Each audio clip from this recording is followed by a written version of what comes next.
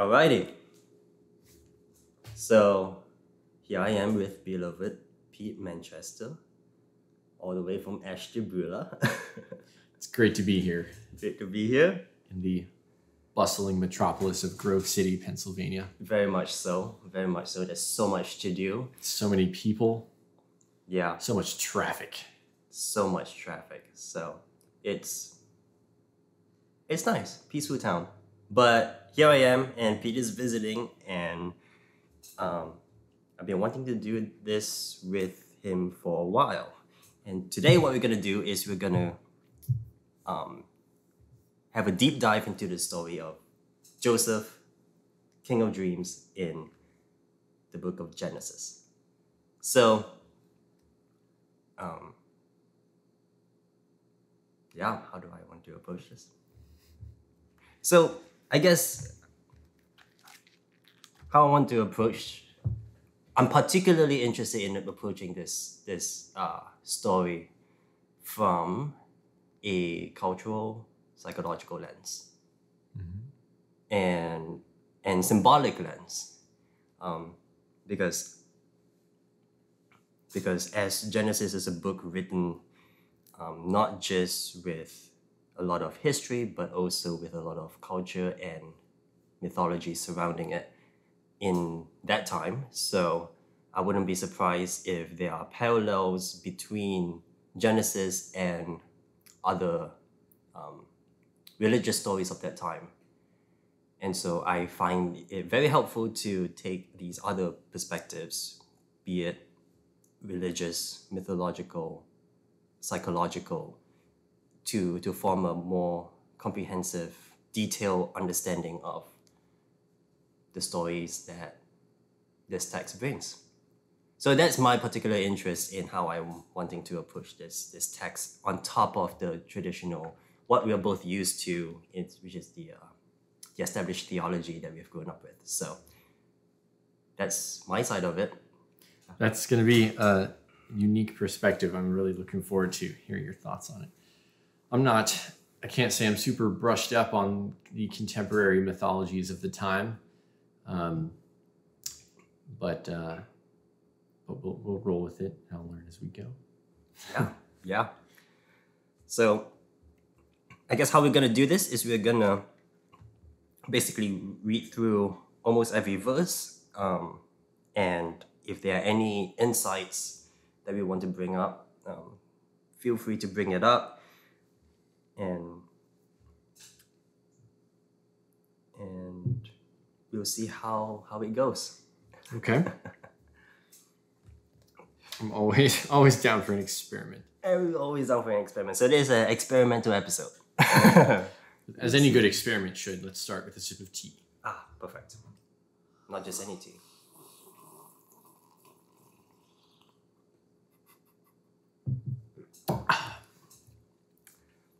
Kenya chai. Perfect. All right, so we're starting from chapter 37, which is where we are introduced to Joseph. Now Jacob lived in the land where his father had stayed, the land of Canaan. This is the account of Jacob's family line. Joseph, a young man of 17, was tending the flocks with his brothers, the sons of Bilhah and the sons of Zilpah, his father's wives, and he brought their father a bad report about them. Now Israel loved Joseph more than any of his other sons, because he had been born to him in his old age. So, interesting note that usually when a story like this says this is the account of someone's line, you would start with the oldest. But apparently not in this case. We are starting with Joseph. When he's 17 years old. When he's 17 years old. And so that's interesting. It kind of sets him apart as the main character in this story, even though he's not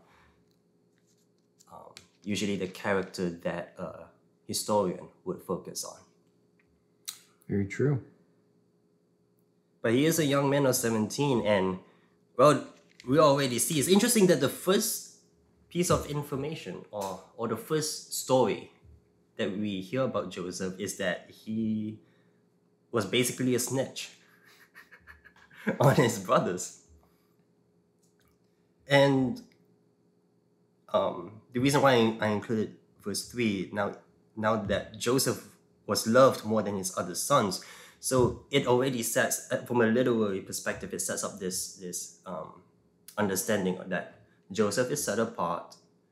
Joseph is specially favored by his father. And, and we kind of see him play into that.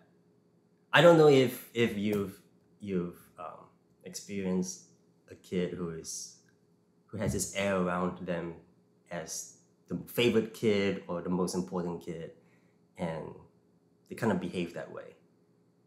And chances are that they're probably snitches. Yeah, that's probably true. But Joseph wasn't the only son that was born to Jacob in his old age. Who was the other? Benjamin. Benjamin was the youngest. Yeah. But presumably this comes onto the scene maybe after Benjamin was born. Well, we don't know when Benjamin came onto the scene. We don't really know that. But it's also significant that Joseph was the oldest of the sons of his favorite wife. So we have that going for him as well. Very true. Yeah. But it's also interesting because, you have brothers, you have siblings, and as you probably would have experienced, your siblings would keep you in check from getting too high on your horse. That's what siblings do. They socialize each other by knocking each other down if they get too high. And with Joseph having how many? 11 other brothers, it would be very difficult for the average sibling in that group to get too high in their head. But Joseph is an exception. And his father didn't help. Right. And he perfectly played into that role, into that advantage as the favorite kid. Yeah, he's kind of cruising for a bruising here. Yeah, giving a bad report to his brothers because they're older than him, and he's the favorite son, and and he's snitching on him. Mm-hmm. Yeah, this is not. I wish that I could speak to Joseph and just say, brother to brother, this is not going to end well for you. This is you're kind of asking for some comeuppance, but I don't get to say that, and fortunately, we get to read how that would have happened without my intervention. Yeah. Well, unfortunately, we were not there. Well, and I'm not that convincing anyway. So. Okay. So already we are setting up this background of Joseph being special and, not being the most likable character to his brothers at least. Continuing in verse 3, because he had been born to him in his old age, and Israel made him an ornate robe for him. So in the NIV it says ornate. You're probably reading from the ESV. Mm-hmm. It says coat of many colors. Is that right? A robe of many colors. A robe of many colors. Okay, so... Or a robe with long sleeves. Or a robe with according long to sleeves. The Septuagint. Very interesting. Wait, no. The Syriac. Anyways. So many colors comes from the Septuagint. So what are you reading? NIV, so okay. Ornate robe. And I think that Septuagint footnote comes into play here. So what is this coat of many colors symbolically? I mean, it's like a blue ribbon. It's like a badge of favoritism. It's a very royal gift. I mean, very expensive for sure. Uh-huh. I guess it'd be the equivalent today of some insane designer product like Gucci or something like that. Gucci, yeah. Okay. Yeah, almost like royal. With, I mean, if we're talking about many colors, that's kind of connected with royalty. Mm-hmm. Yeah, exactly. Royalty. So it's interesting to note that throughout history and across cultures, coat of many colors. So it implies that it contains the spectrum of the entire color spectrum. And across cultures, usually the times and places where the entire color spectrum is used, is expressed, is in context of royalty and divinity. Oof. So putting that two together is kind of signifying that this figure, the figure of Joseph, from a symbolic literary perspective, is setting him up as this royal divine figure of some kind. We don't know how yet, but we could say that it's foreshadowing. So he's setting him up somewhere, and in the next few verses, we're gonna see that reinforced. Right? Yeah, that's true. And I think also going back to this favoritism thing, he is the oldest son of his favorite wife, or of not the son of his own wife, Jacob. but the son of his dad's favorite wife. Right. And I think there's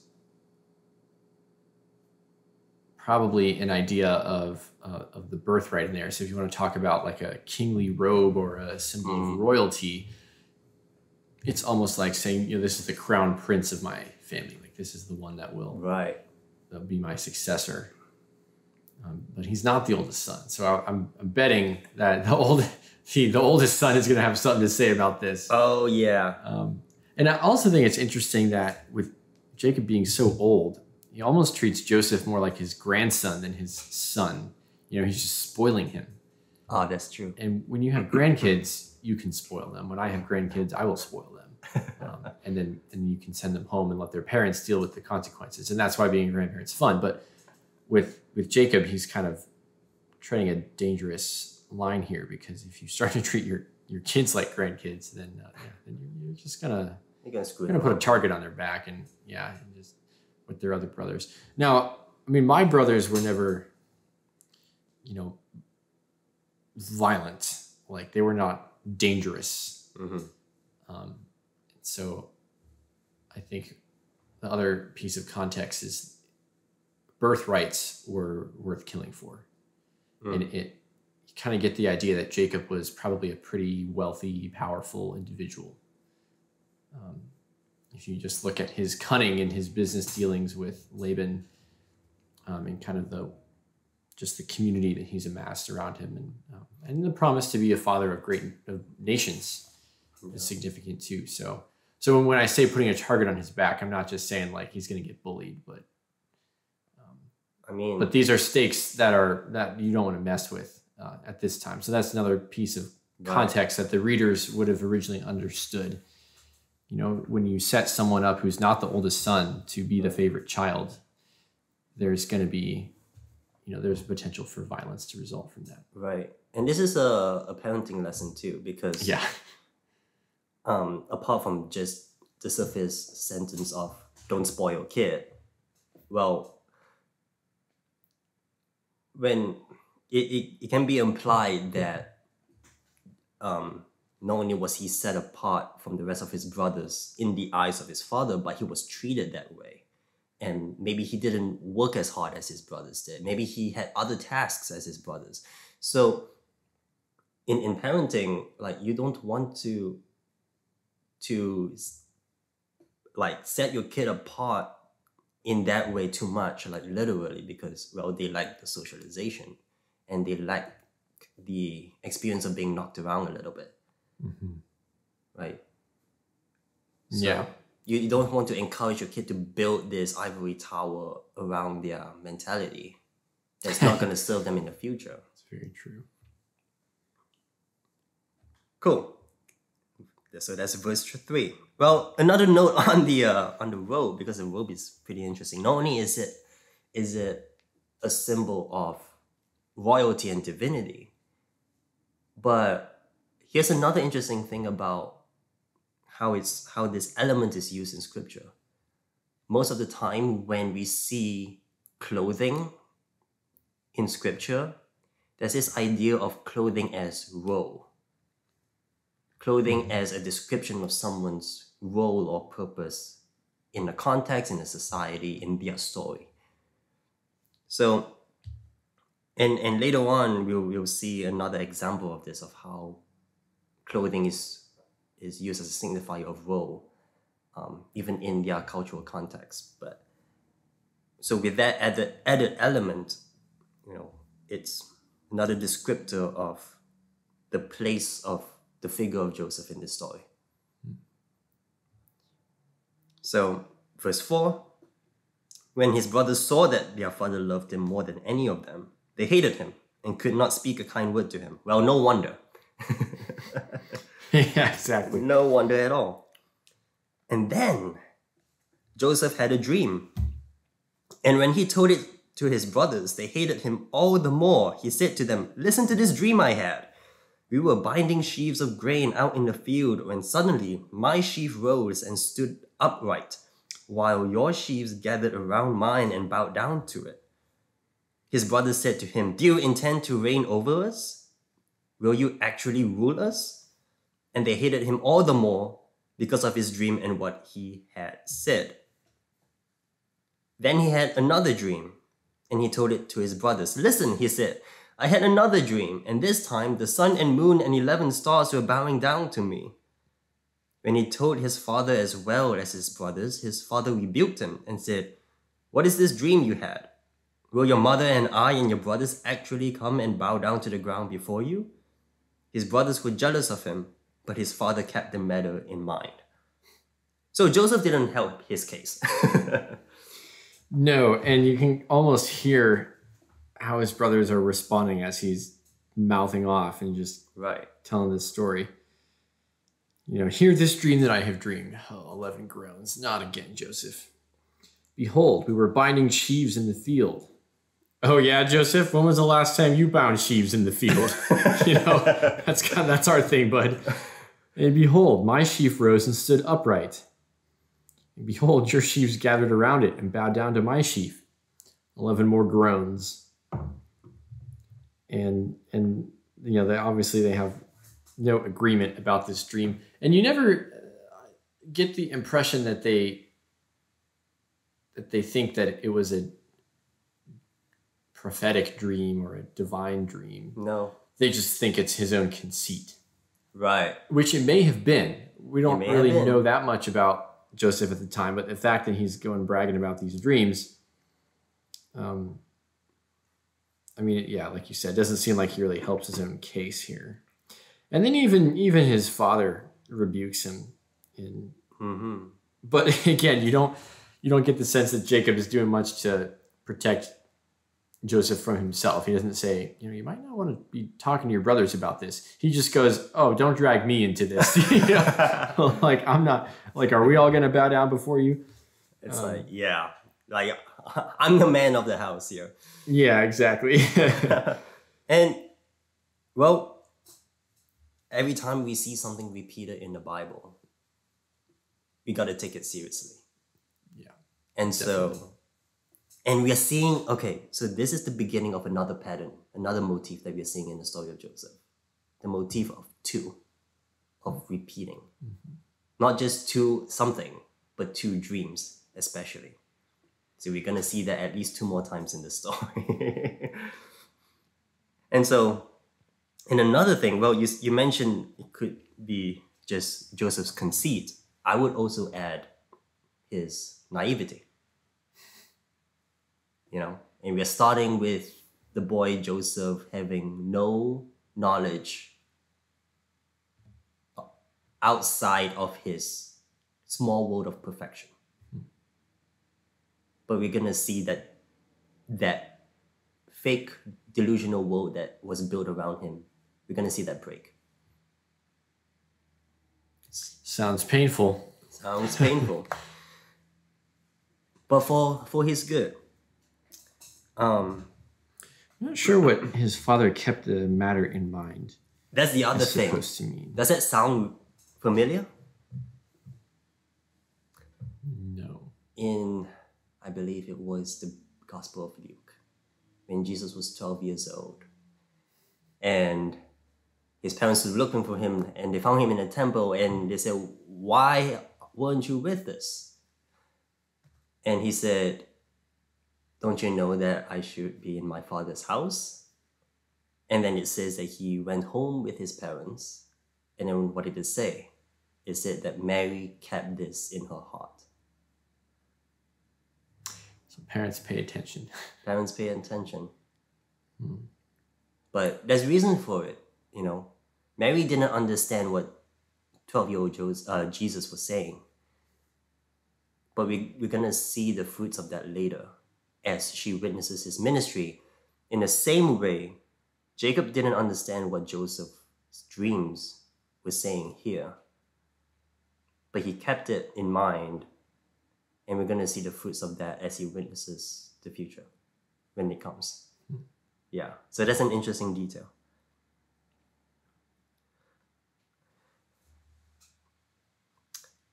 Now his brothers had gone to graze their father's flocks near Shechem.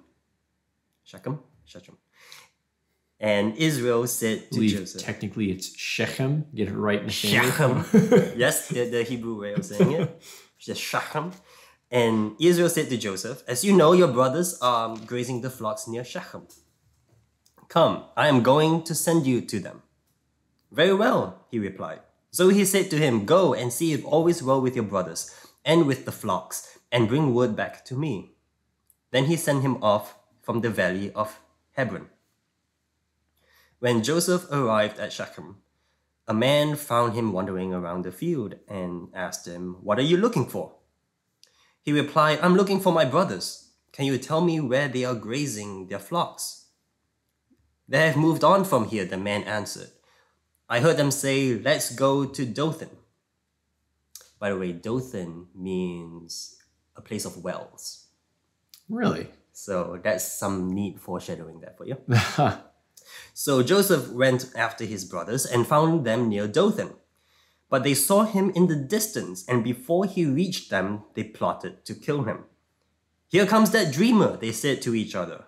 "Come now, let's kill him and throw him into one of these cisterns and say that a ferocious animal devoured him. Then we'll see what becomes of his dreams." When Reuben heard this, he tried to rescue him from their hands. "Let's not take his life," he said. "Don't shed any blood. Throw him into the cistern here in the wilderness, but don't lay a hand on him." Reuben said this to rescue him from them and take him back to his father. Okay. One note here. Here comes that dreamer. Now, dreamer could mean two different things. It could mean someone who's delusional, someone whose head is in the clouds, and that's possible. But dreamer could also mean visionary. Dreamer could mean idealist, the one who has his eyes fixed on the higher things. So, someone with ambition. Someone with Or ambition. goal. Someone who points you to the ideal. And so what they're doing here effectively is they are plotting to kill the figure that points them to the divine. And that's also interesting because this is an echo of the story of Cain and Abel, where, quick recap, Abel made a sacrifice to God that God approved of, and Cain made a sacrifice that God did not approve of. And Cain became bitter and angry and resentful. And God basically said, "Why are you angry? Don't you know that if you had made the right sacrifice, that you would also find favor?" So God is saying, "Hey, Cain, don't blame this on me. This is your fault. You know that if you had done the right thing, that I will show favor on you. Now, we don't know exactly what made Cain's sacrifice subpar. It just said it was subpar. But what's happening here is that instead of Cain realizing, oh, Abel is showing me a path to God's favor, instead of accepting that and repenting and pursuing that and using Abel as a role model, he takes the easier route, which is to get rid of him. So is this idea of, because it's easier, well, which is easier, to actually change your life, to actually change yourself and pursue what is good, or to just get rid of the thing that reminds you of your shortcomings? Well, there is a principle in psychology called, I guess, belief perseverance. Might be mixing up two principles, but there's this idea that it's hard to change your behavior, and it's not that hard to change your beliefs. And so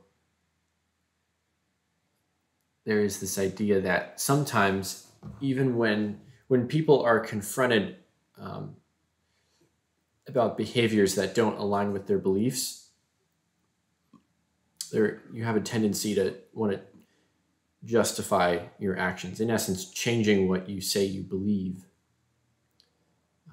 to make it consistent with your behavior, because it's easier to do that than to change your behavior. So right, yeah. So there is kind of this principle that he could justify any number of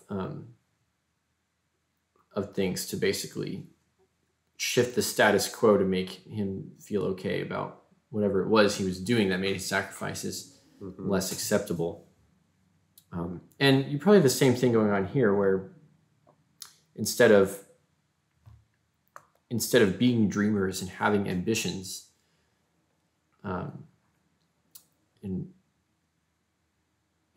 loving their father and whatnot, they're just more concerned with getting Joseph out of the way so they don't feel so bad about themselves. Right. It's a big jump to say this kid really annoys us, and then to go to let's take his life and then lie to our father about it.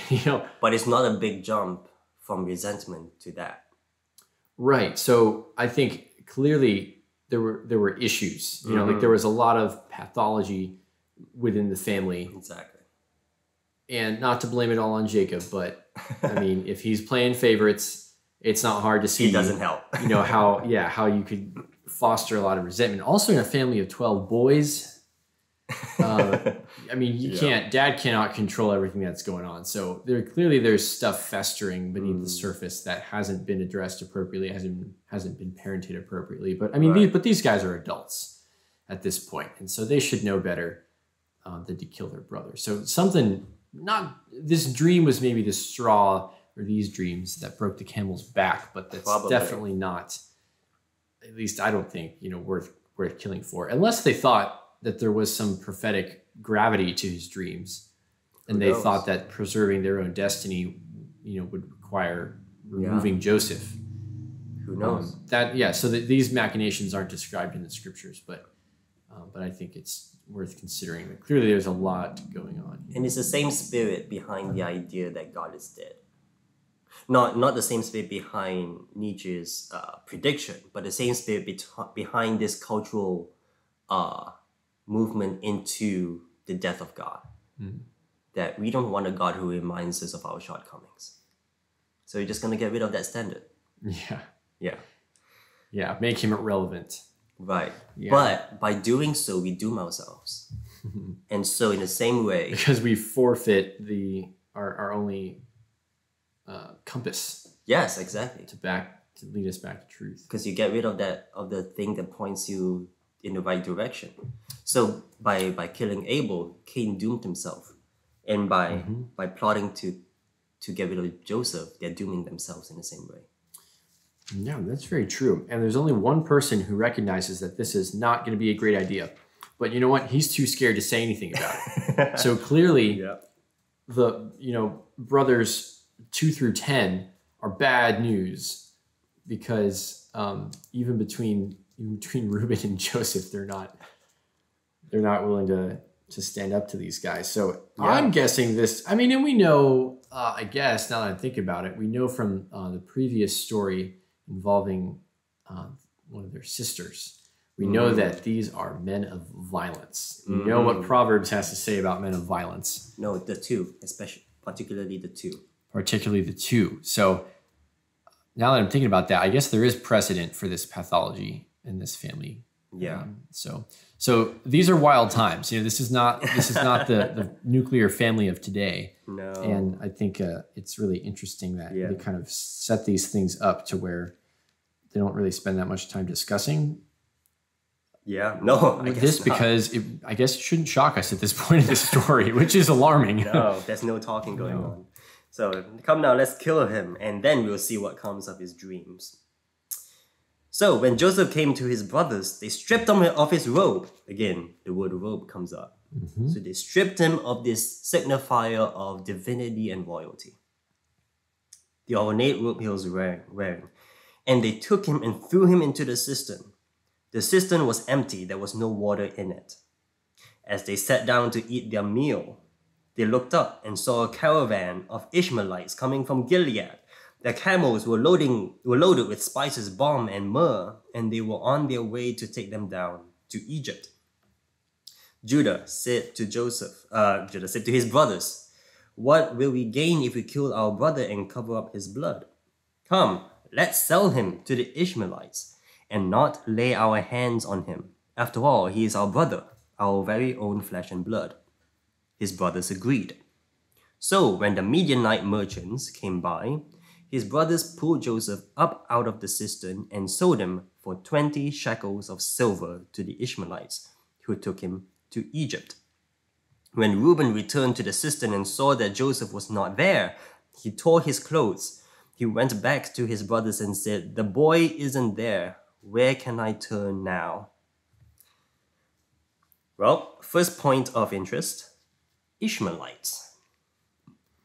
The wild donkeys. So what we are seeing here is not just his brothers getting rid of this figure that represents the higher. It is the descendants of the chosen one selling that figure of divinity, let's use that term, to the descendants of the unchosen ones, the forsaken ones. Does that sound familiar? Combine that with 20 shekels of silver. That's the price of betrayal. The price of betrayal. And in the same way, for 30 pieces of silver, the descendants, the chosen people, sold the ultimate figure of the divine into the hands of the unchosen people. Yeah, there's a lot of richness in that parallel.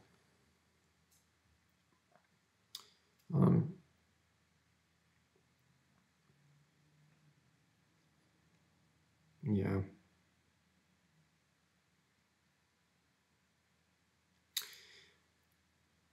Some interesting contrast, perhaps, too. So when Jesus came to the earth, he divested his glory and came in humility. Joseph did not. He came walking, hoofing it all the way to Dothan, wearing the darn robe. Come on, man. What did he think was going to happen? I mean... No, he is the favorite one trying to play right into it, man. Trying to play into the role. You know, and that kind of reminds me of David going to fight Goliath when Jesse says, your brothers are all out there, so how about you go check on them and let them know. Let me know how they're doing. And so he kind of wanders out there, and what do the brothers say? Come on, what are you doing here? Get back to the sheep, man. This is our thing. Right. And so when he goes out when Joseph goes out to his older brothers, similarly, he's not just reprimanded. They see him coming from a far way off, and they start plotting. And man, that's just horrible. But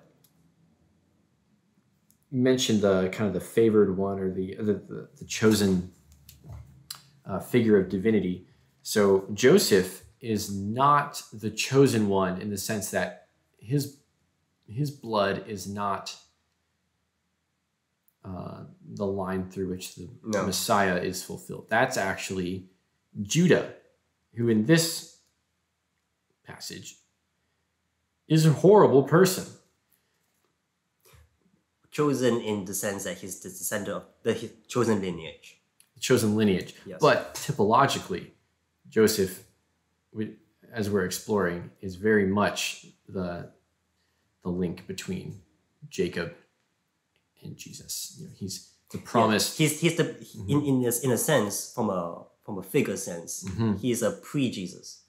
Yeah. Yeah. Yeah. I mean, in the sense that he's, as we'll see, he's ultimately the savior of the people of Israel. Right. And more than that, and Egypt. Yeah, and the pagans. I mean, he's all over basically the the savior of, effectively the known world. The whole known world. Yes. Yeah, and he's this innocent one who's subject to injustice from the ones that should have loved him, and so there's just so much richness in this parallel. And then he kind of is thought to be dead for a while, but then he comes back as this powerful sort of figure that now has the ability to do whatever is needed, and so he uses that power to forgive and to save. Yeah, and he does end up being typologically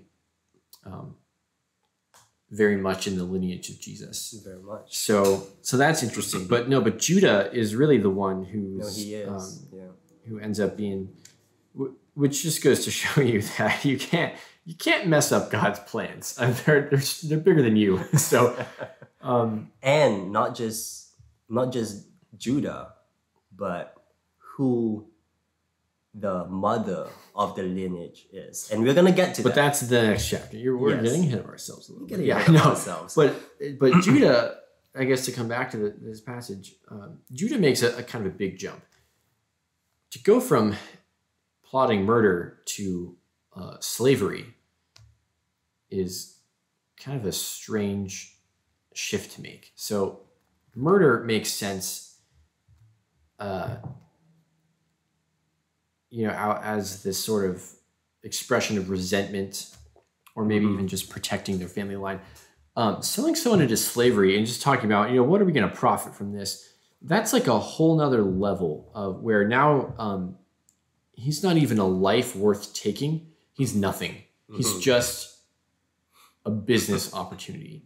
And it's kind of this ultimate, like a willful ignorance. Like, I'm just going to ignore Joseph. I'm done. I'm like past resenting him.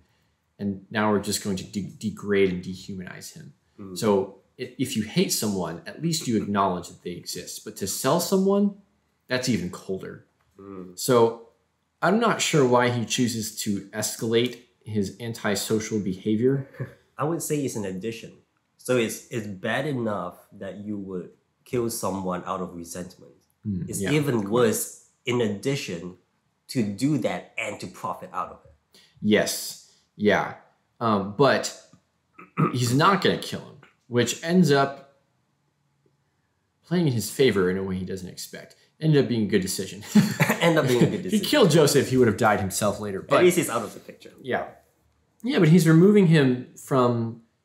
But he's going to tell his father that he's dead. So as far as he's concerned, Joseph is dead. As far as he's concerned, Joseph is dead. He doesn't really care if the deed is done or not. He doesn't need to see the body. Right. Doesn't need to finish the job. He just wants him out of there. But he has the ice in his veins to go to his father and say, and to lie because of it. He died, and I'm not sorry about it. And I mean, so twisted. Yeah, but we're gonna see a very different Judah later on. We are, but what is your So from a mythology perspective, what is the rivalry here between Judah and Joseph? Joseph kind of ends up becoming our hero. Why? What does Judah represent here, standing in his way? It is interesting because Judah now, even though Reuben was the firstborn, Judah is the one with the birthright. Because of Reuben's sin against Jacob. Oh, I had forgotten about that. Right. Wait, refresh my memory. So Reuben basically slept with his father's concubine. It's kind of messed up. Yeah, kind of messed up. So Jacob cursed him because of it, and Judah is now the I don't know if it's birthright or at least the one from whom the lineage of the Messiah is going to come through. And which is also interesting. So the lineage of kings, or the father of kings, and this symbol of divinity and royalty. I do not exactly know the relationship between the two, but we're gonna see the two of them come at a head again in a very different context. And we're gonna see a very different relationship from what it is now. The two figures, the two heads of kings are gonna meet again later on in the story in a very different way. So this is really interesting. Yeah. They're sowing a lot of seeds here. yeah. As far as throwing him in the cistern, I also did just want to mention, talking about ice in veins, to toss your brother in a pit and then go have dinner. That's pretty cold. Very cold. Clearly, Judah is just so chilly. But hey, And you got to wonder what the relationship is with these Ishmaelites. Was he like, hey, are those our cousins? Or you almost get the sense that, and some people, I will say, some scholars have taken this to mean that so much time has passed in between the birth of Isaac and the birth of Ishmael until now, that the Ishmaelites are like a whole different people group, that there were some sons, missing from the record. Basically, like a lot of time has passed in between Abraham and Jacob. But I'm not going to touch that myself. But I have no comment on that. Yeah, but that's as an interesting note. You have these Ishmaelites who are relatives, and it's interesting that you mentioned that he's kind of forfeiting, his father's favorite, so to speak, a chosen one. I mean, Joseph is certainly kind of a chosen one of his father. He's the apple of his dad's eye. But a chosen one in the narrative of this story. In the narrative of the story, he's not necessarily, but he's kind of the favorite of the chosen one. I mean, there is kind of a special place. No. By narrative, I mean for the story of Joseph until chapter 50. Yeah. Joseph is the chosen figure that we're going to follow. Right, that we're going to follow. Yeah, and that kind of starts with his father choosing him as the favorite son. And so he's like the favorite of the chosen. But not just chosen by his father. The fact that so this is the other thing about the dreams I didn't touch on. Psychologically, dreams is not a random. I mean, we tend to think of dreams as just these random experiences that we have in the middle of the night. But taking from the works of Carl Jung, he saw dreams as more. It's not random, as a manifestation of the subconscious, of the beyond, the transcendent. And dreams, and that's kind of how dreams are treated in the scriptures, where it's this thing from the beyond, from the transcendent, that reveals itself to us, to the human experience. So with that as the understanding of dreams, it's not just that Joseph was chosen by his father, it's that he also had the favor of the transcendent. That he was also chosen by the transcendent to have these insights revealed to him. So that's another addition to another way in which he is chosen. Right. So he's like kind of this sage figure as well, kind of like with the symbol of the robe of many colors. Which gets torn. So we should probably... So yes, we should keep going. We spent a lot of time there. Then they got Joseph's robe, slaughtered a goat, and dipped the robe in blood.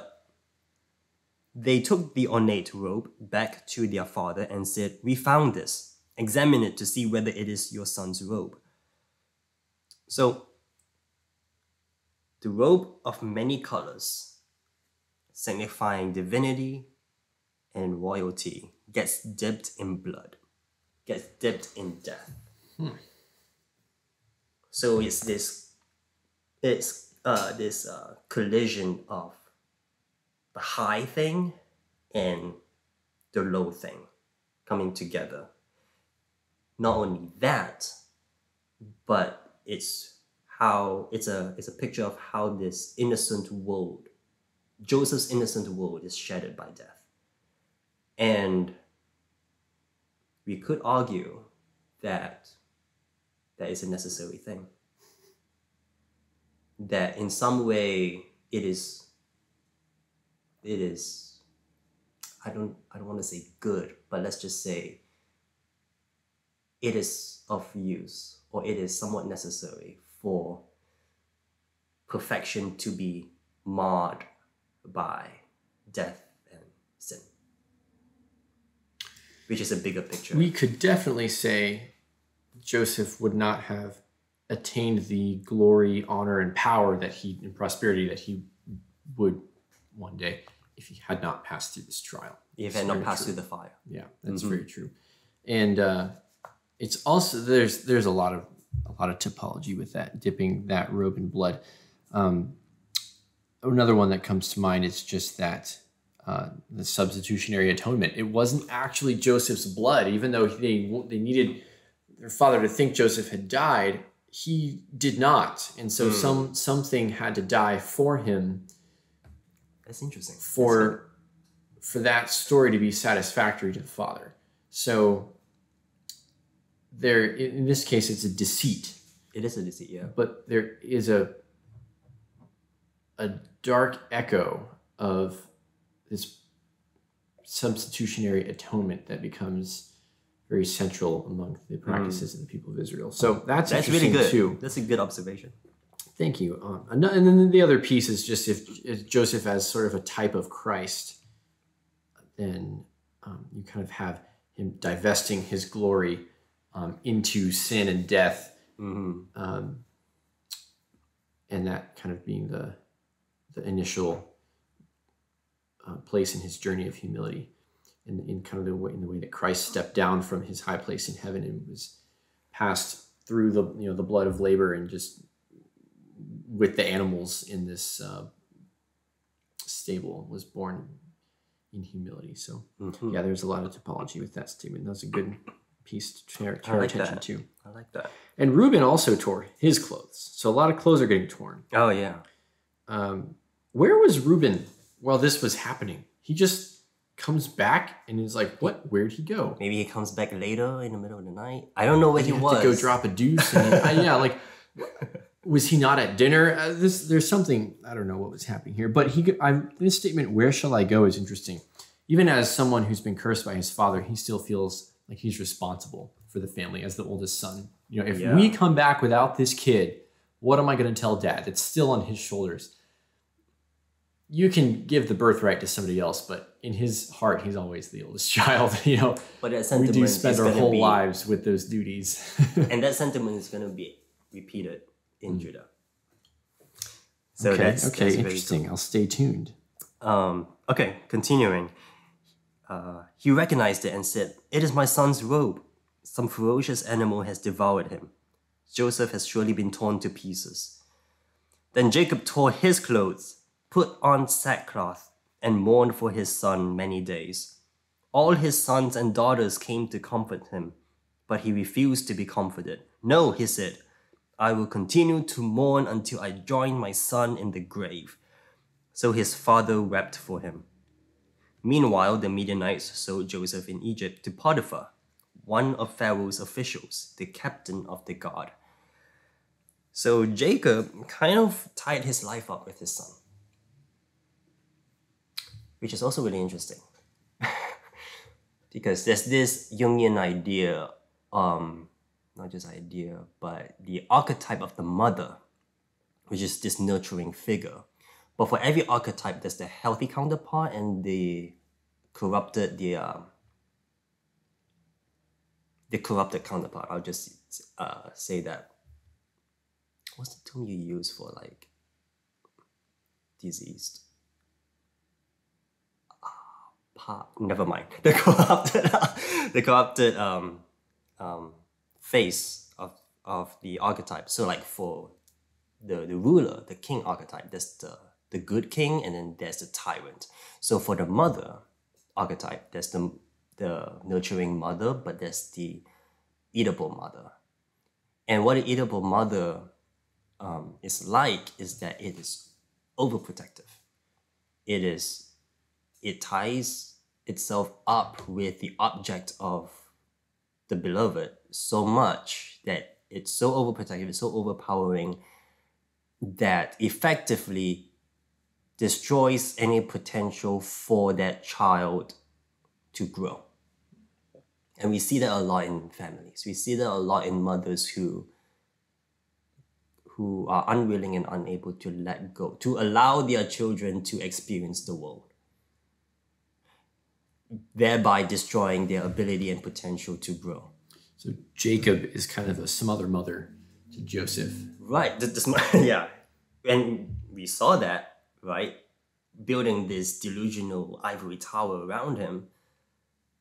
And now that he's gone, because the other thing is when you tie yourself up with someone else, like you cannot live without that person.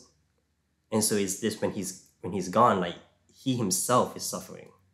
He sees no life beyond that. That's a place that we're all tempted to go when we mourn, but to say I will go down to Sheol to my son, even after everyone else has done mourning. I mean, it's to an unhealthy extreme. That's pretty tragic, yeah. And there's another lesson in there for the brothers in the universe listening in. That did not go how Judah thought it was going to go. If they thought, we're sick of this kid being the favorite, we're going to get rid of him, and we're going to, not that he would ever admit this because he's got too much machista, but you got to imagine that he's kind of thinking once, we're all going to be back in our Father's good graces once Goody Two Shoes is out of the way. Like, why are they jealous of him? Because he is he's receiving a disproportionate amount of his father's love, right? And so, and there's not enough to go around, and so without that, they're kind of wanting some for themselves, whether fairly or unfairly, right? But with Joseph out of the way, they don't suddenly get their fair share of love back. They actually lose what they had, and their father. He's almost like more of a favorite in Joseph is more of a favorite in his death than he was in life, where, at least when Joseph was alive, Jacob was attending to his other sons at least a little bit. But now that Joseph's dead, he's like, I'm done. I've got nothing more to live for. And you got to think these sons are sitting around here going, well, what about us? Yeah. What about Benjamin? You've got other people around, and we've mourned with you. We're here for you. And you don't care. You just want to go down to Sheol to your son. That hurts even more. Mm-hmm. So what did you think was going to happen, Judah? Not that. So don't kill people. It never plays out how you think it's going to. That's the lesson here. Don't kill people. Don't sell people into slavery. You think you're saving benefit you. You think you're saving yourself by getting rid of that figure. No, you're dooming yourself. Same thing with Cain that you mentioned, that he doomed himself. So,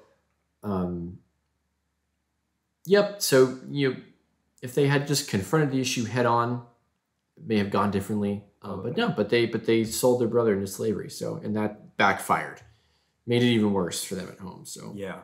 There's kind of a lesson there in wickedness. The cunning of wickedness does not bear fruit that's worth eating. Midianites equal Ishmaelites? ? could Midianites be more like a country? From a country? Well, Zhao, I think... is that a country of Median? Median? Maybe? Yeah, I mean, nations were people. It's kind of the same thing. But Ishmaelites wasn't really a nation, but like just a lineage. Were they? Don't quote me on that. I won't. But for anyone out there listening, that was Nathaniel Chong who said that.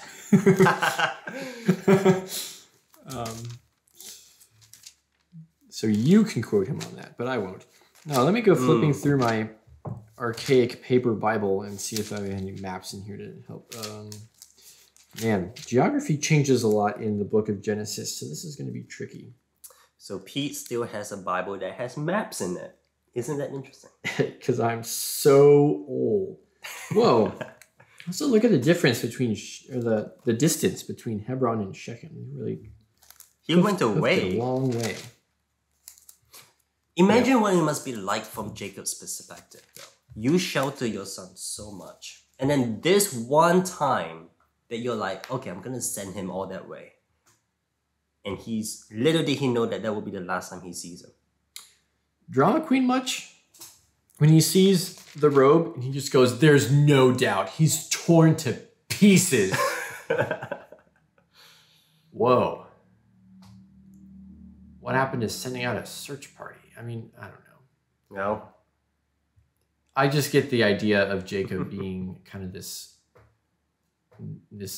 old, despairing man holed up in his tent who's just kind of already given up, you think, even before Joseph died. Here's another thing about the eatable mother. If you do not have a life of your own, it's more likely for you to tie your life up with someone else. Which is why it's so easy to become suicidal when you lose at someone else. That's very true. All right. That's chapter 37. We did a whole chapter? No way, bro. So, shall we continue trudging along? We shall. I'm still looking to see what's going on here. I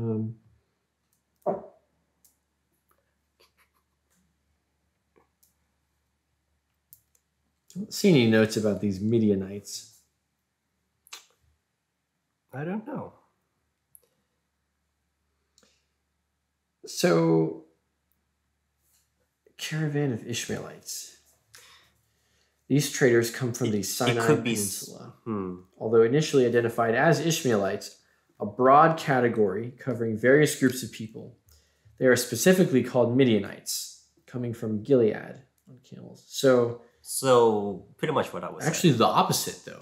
Was it the opposite? Ishmael. There are many Ishmaelites, but these are specifically Midianites. From Midian. No. Like, of all the different groups of people that can be lumped together as Ishmaelites, this is the Midianite group. I see. Of Ishmaelites. That's fascinating. So yeah, clearly they're a large group. All right. 38? Shall we? Onward. Onward we go. Well, I can't eat as I talk. All right, so 38, we are taking a break from Joseph. But we just started. We just started, but we're gonna shift our focus to none other than Judah, whom we have talked about a lot so far. That's a nation, the southern nation of Israel, right?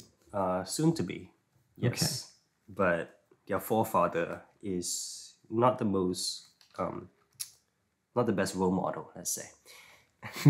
Clearly, he wanted to have his brother killed. Yeah. All right.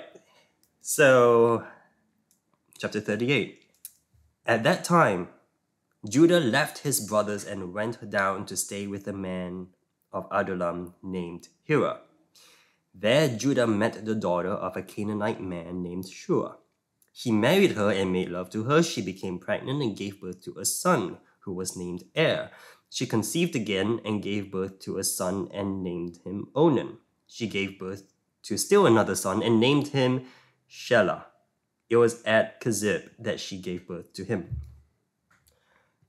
Judah got a wife for Er, his firstborn, and her name was Tamar.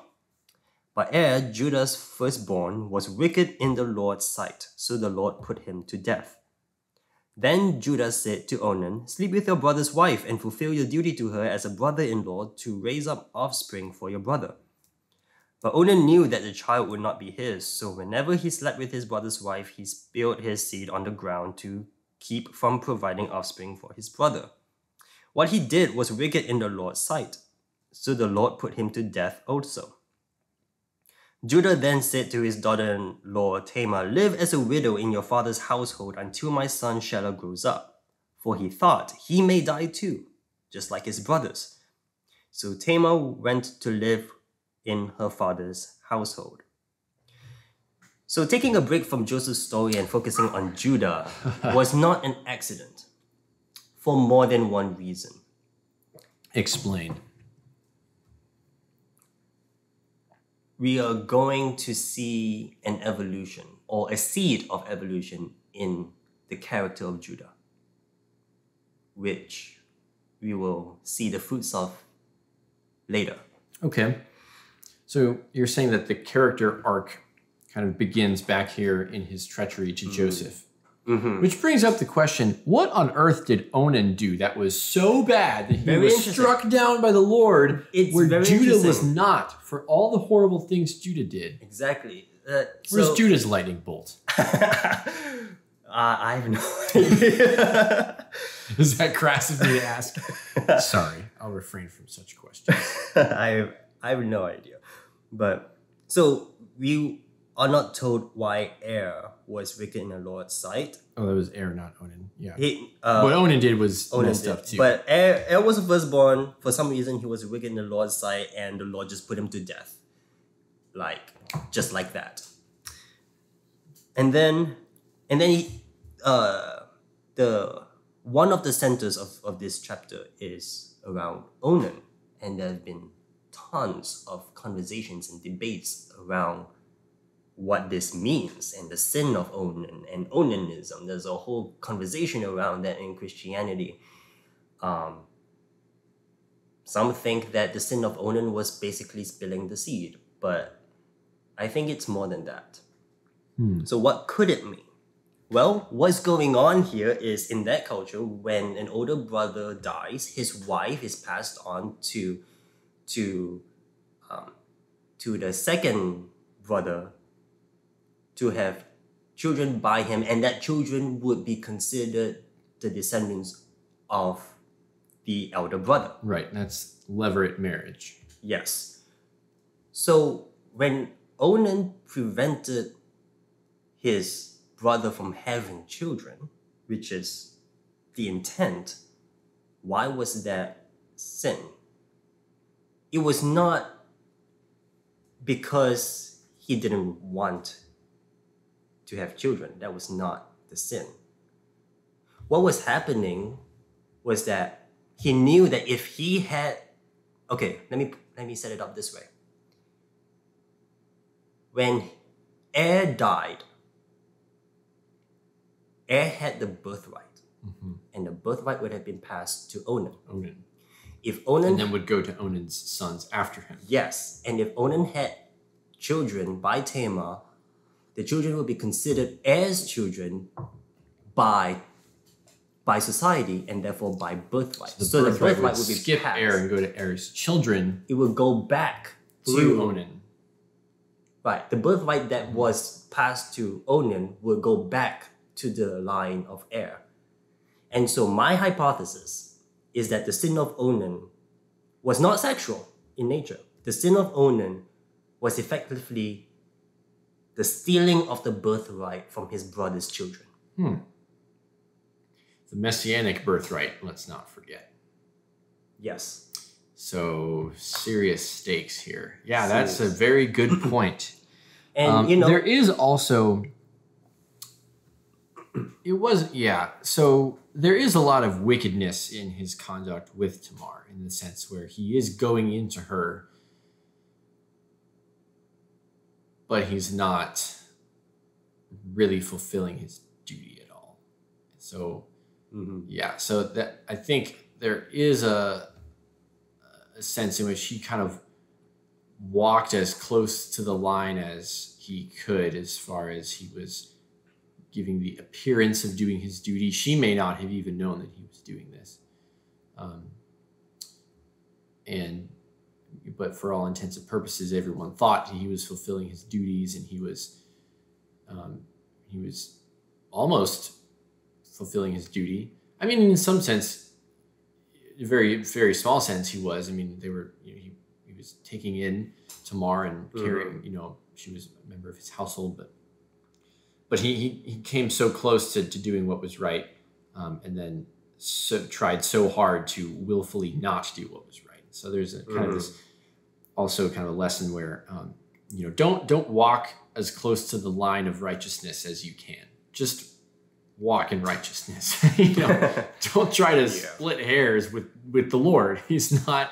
You can't outsmart the guy. He's pretty big. He's pretty powerful, and you definitely don't want a lightning bolt with your name on it. So, but we can bring up the story that this reminds us of too. If Onan was punished so severely for stealing his brother's birthright, why was Jacob not treated the same? And I don't have an answer to that. No. I don't know why Jacob got off the hook. But there's just something about the birthright being so sacred in this context. Well, could be because Er did not I'm not sure about stealing. Esau forfeited his birthright for a bowl of lentils. So some say that Esau was foolish for letting Jacob, for basically being a horrible negotiator and for giving up something as weighty as his birthright for something as simple as a bowl of lentils. I mean, was he really going to die? If he had time to argue with Jacob about the lentils. But that's not letting Jacob off the hook. Well, I mean, if it's not stealing, Jacob was not stealing if Esau forfeited. I mean, fair enough. So there's that, and then he was foolish enough to actually agree to that deal. Yeah. But really, when Jacob went into Isaac and into Isaac's tent and deceived him, he was really just getting what was promised to him from Esau. He was making good on the deal that he made. No, I think they are treated separately, the blessing and the birthright. Because Esau said, he has my birthright, and now he's going to steal my blessing too. Oh. Well, clearly I need to go back and read that chapter again. Okay. But I see what you mean. But for Onan, he basically robbed an entire lineage of their birthright. Well, he tried to. He tried to, yes. I guess he did. Yeah. He did, in essence. Okay, yeah. That's interesting. So that's a capital crime. Apparently so. But we're not given, a lot of details here. And then what's next? Judah said, "Go live as a widow in your father's house until my son Shelah grows up." So he's giving an excuse here. That's not his actual reason. Right. And we don't know how old Shelah actually was. Maybe that was obvious. Maybe Tamar was like, okay, sure, Judah, wait till Shelah grows up. Or maybe she was really maybe he actually hopeful, was young. But whichever the not. case, the case, it wasn't his real reason, because he thought he may die too, just like his brothers. We're gonna come back to that. We're gonna come back to that. Because that sentiment we will see again. Okay. So, I think I can summarize the rest of the story here. Basically, Tamar went to live with her father as a widow. And then one day, Judah is in town, and Tamar thought, this is an opportunity. And what did she do? In verse 14, she took off her widow's clothes, covered herself with a veil to disguise herself, and then sat down at the entrance to Enaim, which is on the road to Timnah. So we see here clothing once again. She took off her widow's clothes and she put on another set of clothes that signifies another disguise. So it's again this idea of clothing as role or clothing as identity. The identity of widow she takes off, and now as an act of deception she puts on another identity. In this case, as a prostitute. So Judah comes along, sees her sitting by the roadside, and he thought, oh, don't mind if I do. Don't mind if I do. And as a form of payment, he basically said, well, I don't have the payment with me right now. But she asked for his Venmo handle? yeah, or a guarantee of payment, which included his staff and his signet ring. And then sometime later, Judah sent the payment, but could not find her because she had taken off her prostitute clothing and went back to live life as normal, and she became pregnant. So he could not find her, could not send her the payment, and was like, oh well. Sometime later, people found out that Tamar was pregnant. And she was not married. The only other explanation, prostitution or immorality. And the punishment for that is death. So, picking up in verse 2, let's see, 24. About 3 months later, Judah was told, your daughter-in-law Tamar is guilty of prostitution, and as a result, she is now pregnant. Judah said, bring her out and have her burned to death.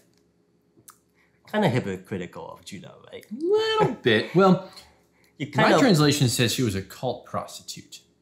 A cult prostitute. Which technically gives you a potential moral workaround if you're really good at ethical acrobatics. I guess so. But on a surface level, it's kind of yes, but you're punishing someone else is hypocritical for absolutely something that you yourself partook. Anyway. And he's about to eat those words. He's about to eat those words. As she was brought out, she sent a message to him saying, I am pregnant by the man who owns these, she said. And she added, if you recognize whose seal and cord and staff these are. Judah recognized them and said, she is more righteous than I, since I wouldn't give her to my son Shelah. And he did not sleep with her again. Interesting. Why would he say that she was more righteous than him? She had every right to do what she did. But he didn't know that when he participated. For his part, he did not know. So she did it out of, well, one could argue necessity, or because there was no other way. So at least she had. So. She was just taking from Judah what he should have given. And the reason why he was not as righteous, because he did not fulfill his duty to her. No, and when he did, he didn't realize that's what he was doing. No. His reason, because I did not give her to Shelah.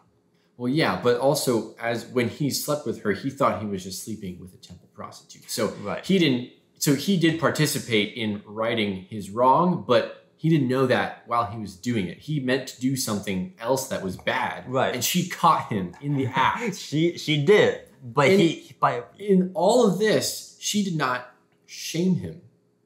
That communication was strictly between the two of them. He went around telling everyone in town, did y'all see that cult prostitute? Can't seem to find her to pay her for the other night.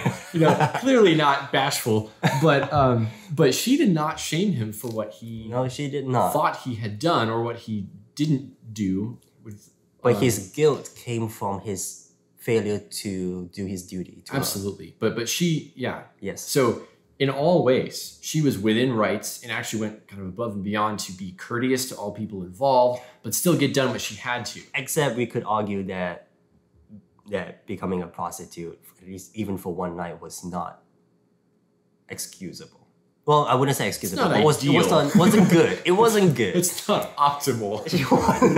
we don't endorse prostitution, endorse it. even temporarily. So her righteousness was not based on that. We're not saying that is guiltless, but no, but compared to Judah, yeah, yes, and that's the absolutely. point. Yeah, that's the point. Like the focus was not on her righteousness. The point was his guilt. his guilt, and what a man to admit that. Yes, good for him. That's the first good thing he does. To admit that he was wrong. When the time came for her to give birth, there were twin boys in her womb. Oh, we're seeing this again. It runs in the family. I guess it does. As she was giving birth, one of them put out his hand. So the midwife took a scarlet thread and tied it on his wrist and said, "This one came out first." But when he drew back his hand, his brother came out, and she said, "Oh, so this is how you have broken out." And he was named Perez, the one who broke out first. Then his brother, who had the scarlet thread on his wrist, came out, and he was called Zerah. That's fascinating. Perez means breaking out. Zerah means scarlet or brightness. So in races, Yeah. the first thing to cross the finish line determines the win. So is that how birthright is determined, or do you have to be all the Apparently way not. out? Yeah, Apparently You gotta- not. you You have gotta to get get all the you way out. yeah. So that's sorry, interesting. sorry, kid. Yeah, like I know. a hand out there is not enough. It was a good effort. Yeah. I mean, you can almost imagine them almost cartoonishly kind of wrestling in the womb, and Paris gets his one arm out there, and then his brother drags him back in and like beats him out. wallops him, So- and just comes up. I mean, that must have been interesting. So, But actually, this is a practice we do in surgery, tying threads around stuff. So when you remove a specimen, the pathologist, you send it to someone who's going to analyze it very, very meticulously, figure out what exactly did you remove from that person, and was there anything notable about it that we should know. And so to do that, they have to know how it was oriented in the body. And so one of the most common things we do is we tie a thread. We'll just like throw a suture in there, and we'll tie 2 knots. And we'll cut one short and cut one long, and that's kind of how we determine. So it's interesting that practice has been around. This midwife was a professional, right? She clearly had a system down. Ties a scarlet thread, and that's how they identify. I mean, that's efficiency. You got to respect it. she was definitely experienced. Not her first set of twins. No, not her first set of twins. Absolutely. So that's pretty cool. And then it's funny. So my translation uses the word breach. It says that the midwife said, "What a breach you have made for yourself." Therefore, his name was called Perez. The footnote saying that Perez means a breach. So that is, to this day, the word that we use for a baby that comes out hand first. It's Interesting. breech delivery. Very nice. So 2 things. So there's Number just 1. random facts. Very good random facts. This is why I have a doctor on the call. Not a doctor. Just a nerd. But okay, so 2 things. Number 1, not just is this another example of the motif of twins, but it's also the motif of subversion, where the expected order is subverted, apparently by divine or by unexplained reasons, subverted and turned on its head. And it turned out that Perez, the one who fought against the expected order, became the one from whom King David and the Messiah came. So that's the lineage of the Messiah. Pretty interesting detail, ending the story of Tamar. Yeah. But That's very true. But this idea of I think we can safely we can safely assume the participation of the divine in this episode, and which is also safe to assume because the spirit of the divine has a track record of subverting the natural order, or the expected order at least. And so And this is just a Very small interesting. example in this entire story that we're considering today, which was the first observation we made today. Very fascinating. Yeah. And so it is from this history, from the background of subversion, that King David, the story of David, and the story of the Savior of the world came from. Wow. So these details about the birth are so fascinating. Mhm. It's got to be, that had to have been a topic of much discussion at the dinner table growing up for these kids. You know? It's like, you stole my birthright. Yeah. And you kind of see the same thing with Jacob coming out clutching the heel of Esau. It's like he was trying to get out faster than Esau. He just couldn't quite get there. I know. That is an interesting But it's pattern also that we're interesting. picking up. Is this pattern of conflict, warfare within families. Mm-hmm. It's a very interesting pattern we're seeing throughout in the story of Israel, the people of Israel. It's fascinating. I don't know what it means, Nathaniel. I don't know either. But we're seeing it even in the 12 tribes, even in the 2 nations. We're seeing Very that. much so. All right. Again and again. So, As but 2 a.m. significant said. for the character of Judah, because this is an element that we're going to draw back to when we see him again later in Joseph's life. So Perez and Zerah are both Judah's sons. Yes. Right? Sort of. I guess they're just his sons via his son's wife. When your mom is also your grandma. Cringe. It's kind of twisted. Yeah. But bottom line being, he was able to continue his lineage after his first 2 opportunities got struck dead. Mm-hmm. Stricken, striked, strake, stroke, struck. They were struck dead. Struck dead. Thank you for... Or they have been stricken. I have no idea. Had been stricken deadfulnessly. All right. Let's do one more chapter. Let's do another chapter. Let's talk about... I wish we could go 2 more chapters. 2 more. Yes, but we will do one That more. would tie a nice bow on things. Well, I see what you're saying. But that's okay. So we are going to continue this arc of... sexual ethics. Sexual ethics. Mm-hmm. And Sure. clothing. and clothing. And clothing. But we are returning to the story of Joseph in chapter 39. Okay. You have the floor. Now Joseph had been taken down to Egypt. Potiphar, an Egyptian who was one of Pharaoh's officials, the captain of the guard, bought him from the Ishmaelites who had taken him there. The Lord was with Joseph, so that he prospered, and he lived in the house of his Egyptian master. When his master saw that the Lord was with him and that the Lord gave him success in everything he did, Joseph found favor in his eyes and became his attendant. Potiphar put him in charge of his household, and he entrusted to his care everything he owned. From the time he put him in charge of his household and of all that he owned, the Lord blessed the household of the Egyptian because of Joseph. The blessing of the Lord was on everything Potiphar had, both in the house and in the field, so Potiphar left everything he had in Joseph's care. With Joseph in charge, he did not concern himself with anything except the food he ate. So, interesting. Who is this Joseph guy?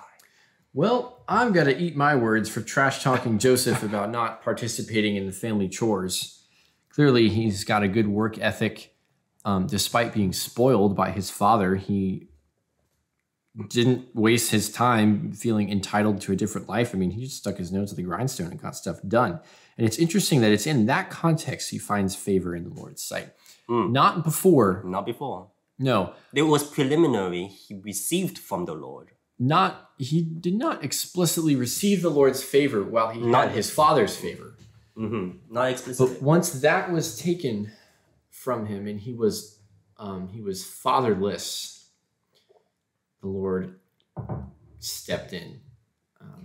He had every right to be bitter and resentful due to the injustice that was dealt to him. And it's not surprising that many of us, when we experience malevolence in the world, that we become bitter and resentful. The question is, what are we going to do about it? And so, how did Joseph approach the lot that was given to him? In one word, it was responsibility. He took responsibility not just of himself, of his actions, of his mentality, of his belief, but he took responsibility for the things that are immediately around him, but also the things that are not in his job description. And he took as much responsibility as he could handle, and effectively, that was the entirety of Potiphar's household. And he did that so well that he prospered. And that Pharaoh trusted him because of that. Potiphar, he trusted him. Oh, Potiphar. Very much. And it's interesting that Potiphar earned the Lord's blessing, even not being one who knew the Lord. It's just Joseph was just bringing in the blessings. Other people can receive blessings due to your faith. Very much. And usually in ways that you'll never notice. Yeah. But how are we to understand this phrase, the Lord was with Joseph, and the Lord had favor on Joseph? Like, I see that as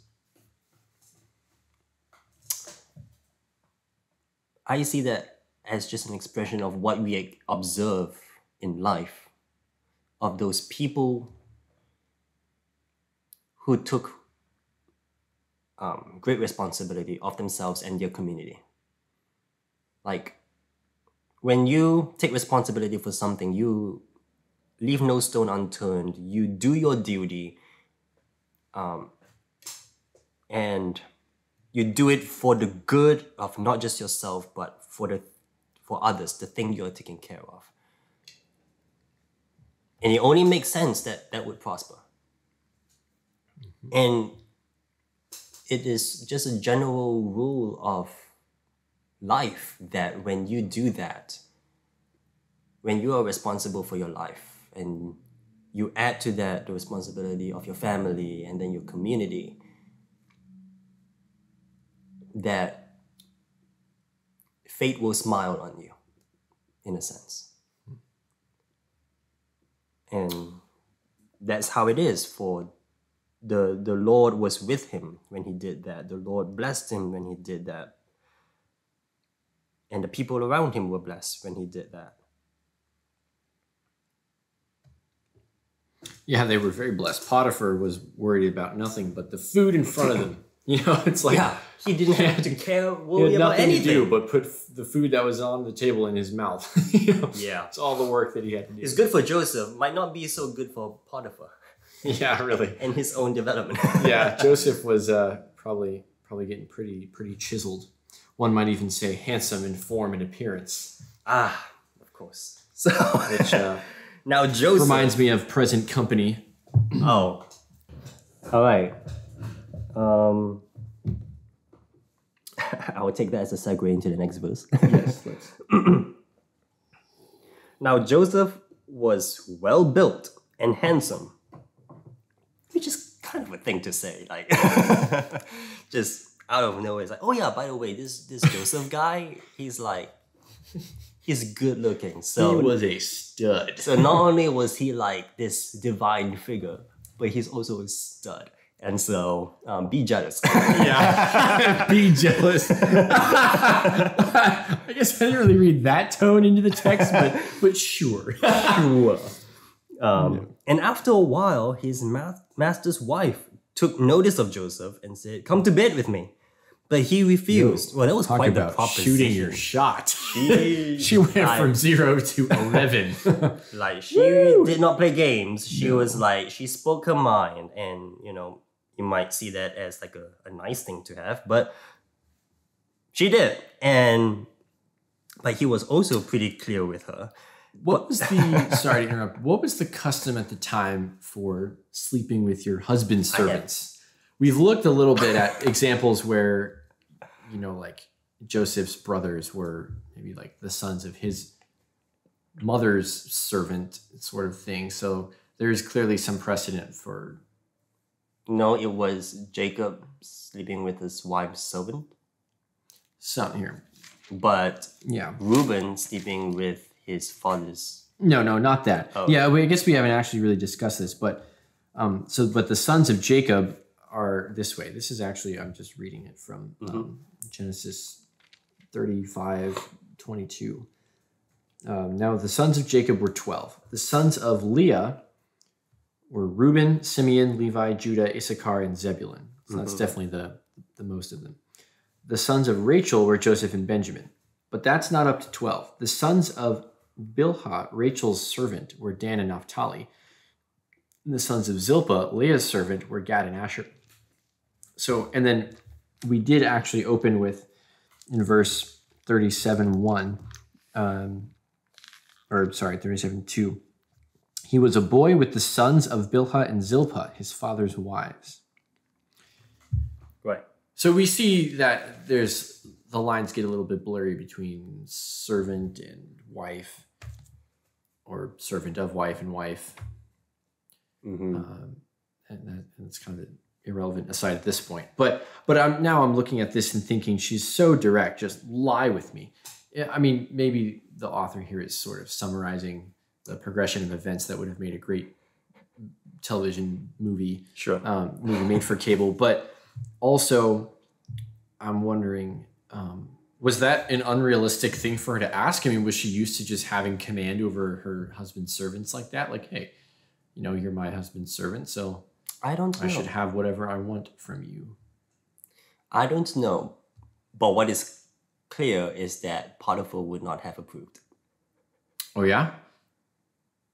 Well, okay. And at least in the eyes of Joseph, Potiphar would not have approved. And we'll see, because continue reading. So yeah, I guess I shouldn't But interrupt he you. refused. With me in charge, he told her, my father does not concern himself with anything in the house. Everything he owns, he has entrusted to my care. No one is greater in this house than I am. My master has withheld nothing from me except you, because you are his wife. How then could I do such a wicked thing and sin against God? And though she spoke to Joseph day after day, he refused to go to bed with her or even be with her. So I don't know what the custom is, whether it was heard of, but at least it seems to me pretty clear that Potiphar would not have approved. Yeah, that's true. That's quite a speech. It's quite a speech. Okay, so what is going on here? What's going on is she's bored and he was good looking. Yeah. But he's a man of honor. And so he does not take his role in Potiphar's house lightly, which is how he got to be where he is. So clearly he's demonstrating that he deserves the trust that Potiphar has given him. But what was the sin? And it's interesting. It's like it was Potiphar's trust. And yet he says, how could I do such a wicked thing and sin against God? And we have probably heard this explanation before in the church, that Joseph was primarily concerned with his relationship with God, that he was not as concerned about sinning against Potiphar, he was concerned about sinning against God, which is not wrong. But let's dig into that. What was the sin? Yes, he didn't want to break Potiphar's trust. But what was the thing he was most concerned with? Or what is the sin that he is concerned about? Well, he's saying, a couple of things. There's two things. Number one, we're seeing something that could remind us of something else. He said, everything he owns, he has entrusted to my care. He has withheld nothing from me except you. So, part one of the sin is desiring the one thing that you did not have. You have access to everything else. And so the desire for the one thing that is beyond your reach, that could be the sin. And it reminds us of the Garden of Eden. It does. Except she's the tree and the serpent. The tree and the serpent, sure. She's the sin and the temptress. Yeah, that gets really muddy real quick. So that's number one. And number two is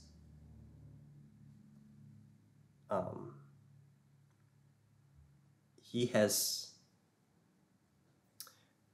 by being in charge of the household and taking responsibility for everything, he has put everything in its order, including her. And the sin could be taking things out of order. There's this Christian idea of inordinate loves. Was it Augustine or Aquinas? Augustine. That when God made the created order, he placed everything in its proper place of worship, proper place of value, and that is good. Sin is the distortion or the distortion of that hierarchy of values. That what should be at the top is now at the bottom, and what's at the bottom is now at the top. And so it is misplaced worship. It is misplaced love. And so Joseph had spent all this time putting the house in order, everything in its proper place. And that is good. He basically called order out of chaos. That's the divine act. And now the temptation is, because like Potiphar gave me all these things except you. So that itself is placing her in her proper place in the hierarchy of values.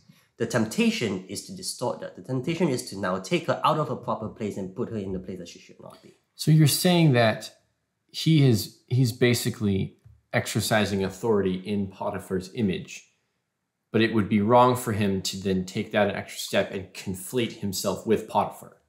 He has Potiphar's authority, but he is not Potiphar. There's one way to think about it. Yeah. Yes, there's one way to think about it. In the sense that Adam and Eve were made in the image of God, but then they wrongfully took a step to become like God. Yeah. Confusing themselves with the source of their own authority. Yeah. That is one way to think about it. The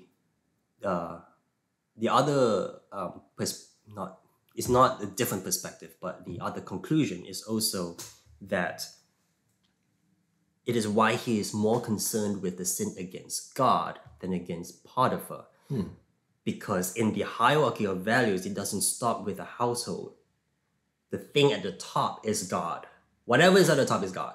But the thing that should be at the top, the one of ultimate good, should be at the top. And now the temptation is the sin against God is to take him out of his proper place. Well, I think the sin against Potiphar is also the sin against God.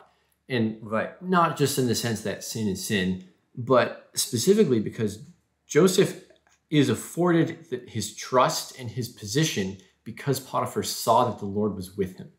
Mm-hmm. And so he bears that responsibility head on. And he just says, look, lady, Potiphar trusts me because the Lord is with me. So if I abuse Potiphar's trust, I'm abusing what God has given me. So that's a sin against both of them, right? To sin against Potiphar is to sin against God in the most direct way.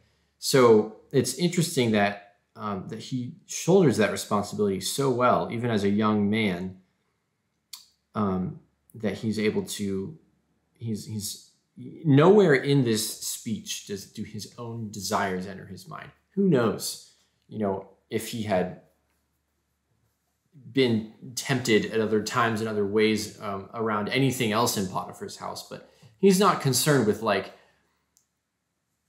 his track record. Like, oh no, I didn't, I successfully resisted the temptation to eat the last of Potiphar's Oreos, but so I got to keep my streak going and resist this temptation too. I mean, he's not concerned with his own purity, strictly speaking. His focus, like you say, is on something above himself. Right. It's his blessing from the Lord and what that means to Potiphar and what he's been entrusted with. He wants to remain faithful. It's about faithfulness. Like he wants to continue being the man that he has been up to this point. He's not going to get to the top and say, I've arrived. I deserve some of the spoils. I deserve what comes with the territory. I'm the head of Potiphar's house. I should have a crack at his wife too. I mean, he's not going to be,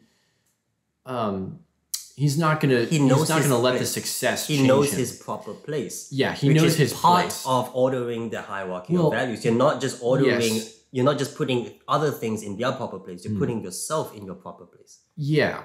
And it's like a place of like, he sees a hierarchy there that isn't physically present. Like he sees beyond, and he looks at everything he's given charge over, and he says, this is not just the hierarchy of Potiphar's house. This is the hierarchy of things God has given me to take care of in my life.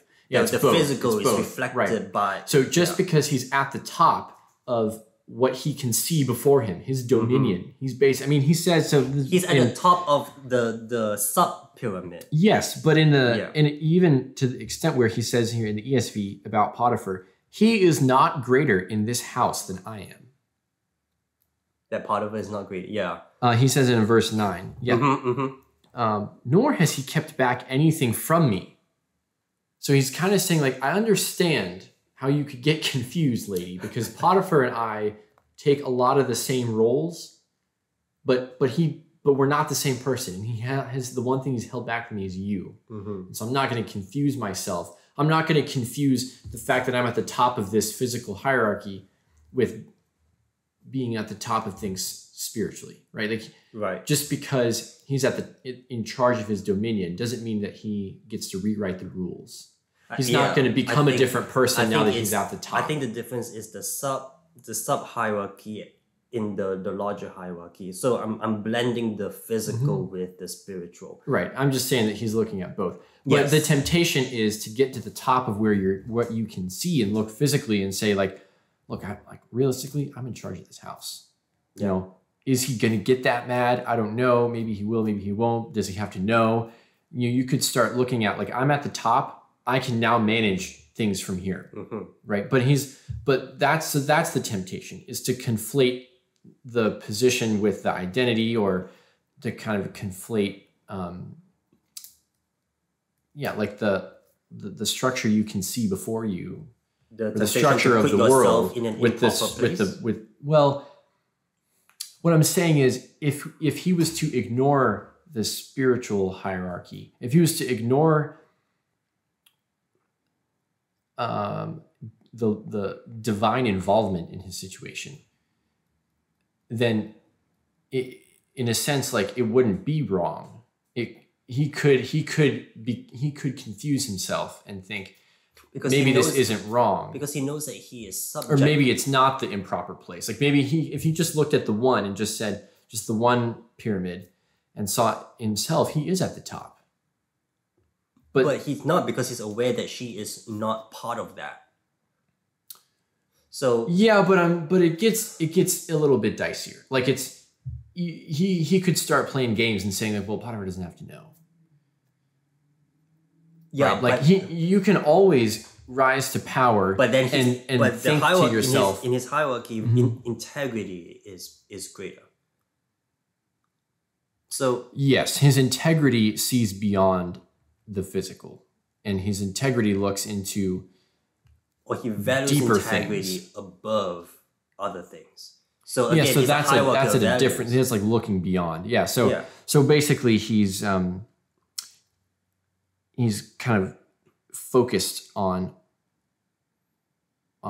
what got him to where he is, not on where he's standing. He's not looking at his own 2 feet and saying, "I'm on top of this hill. Now that changes things. Now I can do whatever I want." In his mind, he's still this boy who is found himself in this bad situation and is working hard and staying faithful. That's still his mentality. So he's maintaining his humility. He's not being conceited by his accomplishments or by the blessings that have been given to him. He's not looking at the blessings of God and saying, he's not claiming credit. He's not saying, "Look what I've done for myself. Yeah, sure, I deserve a little fun." You know, he's not, never for a moment does that cross his mind. It crosses ours all the time in little ways, and sometimes in big ways. But I mean, any time where you look, it's the human way. Anytime you look at people in the church, who came from the church, who are breaking into the church. I mean, you look at like everyone from Ravi Zacharias to Kanye West. I mean, those are both people with, those are both people who get confused by the power of where they are in life. Even though they came from different places, when you're in the people, when you have a relationship with God and you operate in the community of God, you have to see beyond, and you have to see things on a different hierarchy. Yeah. Like you're saying, you have to keep those loves ordered correctly. But the human way is to forget it and to say, it's the Luciferian. now that I've got to where I am, now that changes things. Like now I'm different. Now I deserve more. Now the rules don't apply to me. Now I can finagle things in my favor. Yeah, but the reality is, you only got there because of God's blessing. And you can never, ever forget that if you want to remain pure. And that's what Joseph did so successfully. He did not let that And that's the cloud his Luciferian judgment. temptation. Because he conflated his God-ordained position with God himself. Exactly. So, and then he tried to do the same thing to Adam and so Eve. he ignored the proper hierarchy of values that God set in the order of creation. And it's that inversion that is the sin. Yeah, that's true. And it's interesting that he doesn't, he gives the speech once and then he lets it stand. He doesn't keep arguing with her. We don't. It's a literary text. It is. That's true. But he says he would not listen to her or be with her. Right? Yes. So he's not not sitting down and having this debate every single time, because that's how you lose. Yeah. But when you've won a debate and then you keep debating, that's how you lose. He doesn't do that. And Eve, this was Eve's mistake. She said, Lucifer or serpent, God said that we can eat from any tree in the garden except for this one. Are you crazy? You're going to get me killed. And he's like, well, is that really what God said? And you know what she did? She leaned in and listened. And that's when she lost. In a sense. So to entertain temptation is the first step in losing to it. You can't. So because in the case that temptation is not rational, which it often is, you cannot debate with a temptation that is irrational. Any temptation is irrational at some point. Sure. And Lucifer is the deceiver. Yeah. And he'll skim over things and he'll confuse you. So you can't argue with him. Even when he tries to present things rationally to you, that's when you have to be even more wary and just say, I'm not going to engage with you. Jesus did not do that. He did not engage with Satan when he was tempted. He just quoted scripture and said, you know what? You're wrong. It wasn't you a know back what? and forth. You're basic. You know what? I'm out of here. and yeah, and it wasn't really a very proper back and forth. I mean, so that's another, and you know, we could even look farther back where we've been looking. You know, Judah, he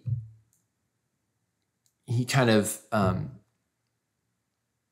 you know, he had opportunities to make the right choice, and he did not. You know, once he kind of started thinking along the lines of, I don't know, you know, maybe this lady's just going to kill everybody. You know, it's just like listening to those temptations and meditating on those. And I mean, eventually that led him to like prostitution. I mean, like so if he had, who knows? You know, I mean, if he had been, this is going to be spicy, you can cut this out later, but if he had been doing what he was supposed to do, and he said, you know what? Somebody needs to fulfill this levirate marriage. You know, and maybe my son isn't old enough. I'm just going to step in here. Maybe he wouldn't have been looking for temple prostitutes. I mean, who knows? Who knows? Like, it's one of those things where just like once you start entertaining ideas that are not focused on righteousness, it just spirals. Mm-hmm. Same with Reuben. You know, Reuben did not say, guys, he's our brother. We're not going to kill him. Are you guys being ridiculous? That's insane. He didn't do that. He argued with them. You know what, guys? I mean, let's not take his life. Let's just throw him in a pit, but not kill him, or maybe kill him later. Well, let's just not, you know. Yeah. And he lost control of that situation because he tried to stay too engaged with it. You can't engage with insanity. It's not that he was too engaged. It was that he did not take he was contending with strong stand. Well, yeah, he was contending with it. Like he was trying to finagle it or entertaining. I mean, he still acted as if the evil choice was a plausible option, just even for the sake of his brother's benefit. Right. And those, and then it ended up like, then he wasn't there when Joseph got sold. And so I think it's so important that you've got to nip it in the bud. Like when temptation comes or when someone brings up something ridiculous, you kind of just have to call it like it is. And maybe you give a speech, but it wasn't a debate. Yeah. Like Joseph is not going back and forth. They're not sitting there debating as she's, you know, like taking off his clothes and he's like, no, wait, lady, let me talk you out of this. As, he wasn't engaged. He just gives his speech and he goes away and that's the end of it. So I totally agree with that. I would just add that I don't think that the best, well, there are exceptions to the rule, but I think as a generalization, I think it is not always the best that your response is avoidance to temptation. As not avoidance. In terms of when instead of saying, or rather, when saying I don't want to engage with it, it's not, I don't think it should be in the sense of running away or avoiding it or just not having a thought to it. Rather, not engaging it, but not considering it or entertaining it. But I believe that things should be addressed head on, the way that Jesus did.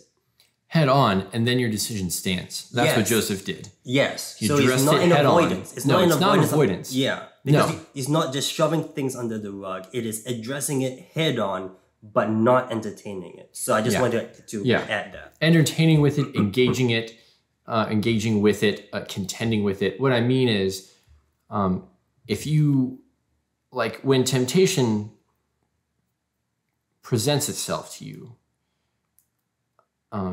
you cannot waste a breath treating it like a viable choice. Yeah. Yeah. So you have to take a stance and then stick with it. Right. And so I think that's just an important lesson with Joseph is that once he said his piece, he wouldn't even listen to her or be with her. I mean, he let that stand. He didn't even repeat it. It wasn't just the decision. It was the speech. We have already talked about this. lady, and so we're not even going to bring it up again. Like, you know where I stand on this, and that's super key. It really is. Just in life, and that's the key to remaining faithful. And right, and he knows that because Joseph's he already has his integrity in place. He has his values in place, and he's committed to that. Yeah, right. So he doesn't stop and consider in the face of temptation. No. Now, wait a second. Did I order these things wrong? Do I need to do some rearranging here? Yeah. He's already decided. He's already decided because he placed the proper thing at the top. Because the thing at the top determines everything beneath it. So when you place God at the top, like even if you switch something at the bottom, it's still a sin. Like that's why I agree with you. A sin against Potiphar is a sin against God, because when you switch something at the bottom, it's already violating the order that is set from the top. So it's one and the same. Very true. So, okay, cool. One day, he went into the house to attend to his duties, responsibility, and none of the household servants was inside. Dangerous situation. Danger. She caught him by his cloak and said, "Come to bed with me." But he left his cloak in her hand and ran out of the house. When she saw that he had left his cloak in her hand and had run out of the house, she called her household servants. "Look," she said to them, "this Hebrew has been brought to us to make sport of us. He came in here to sleep with me, but I screamed. When he heard me scream for help, he left his cloak beside me and ran out of the house." She kept his cloak beside her until his master came home. Then she told him this story: "That Hebrew slave you brought us came to me and made sport of me. But as soon as I screamed for help, he left his cloak beside me and ran out of the house." So again, we're seeing cloak. This is a nightmare. Like, oh, Joseph. What's it saying? What a dagger. There's a saying that goes something like, "It's nothing like a woman scorned." There's nothing like... Hell hath no fury like a woman Hell scorned. hath no fury like a woman I think that's scorned. Shakespeare, actually. Is it? Yeah. No. Not Thomas Aquinas. We are seeing... Yeah. You're seeing that here. And the cloak is interesting, that this image of the cloak turned from one of purity and like divinity to a cloak of deception against Jacob, and now to a cloak of another deception, but of accusation as well, of condemnation. So it's interesting to see this motif of like clothing. So, but he is royalty, just not here. He's not here. He's been wrongfully sold into slavery. He's not a slave. He was not born a slave. He was born the favorite of a blessed household. Yeah.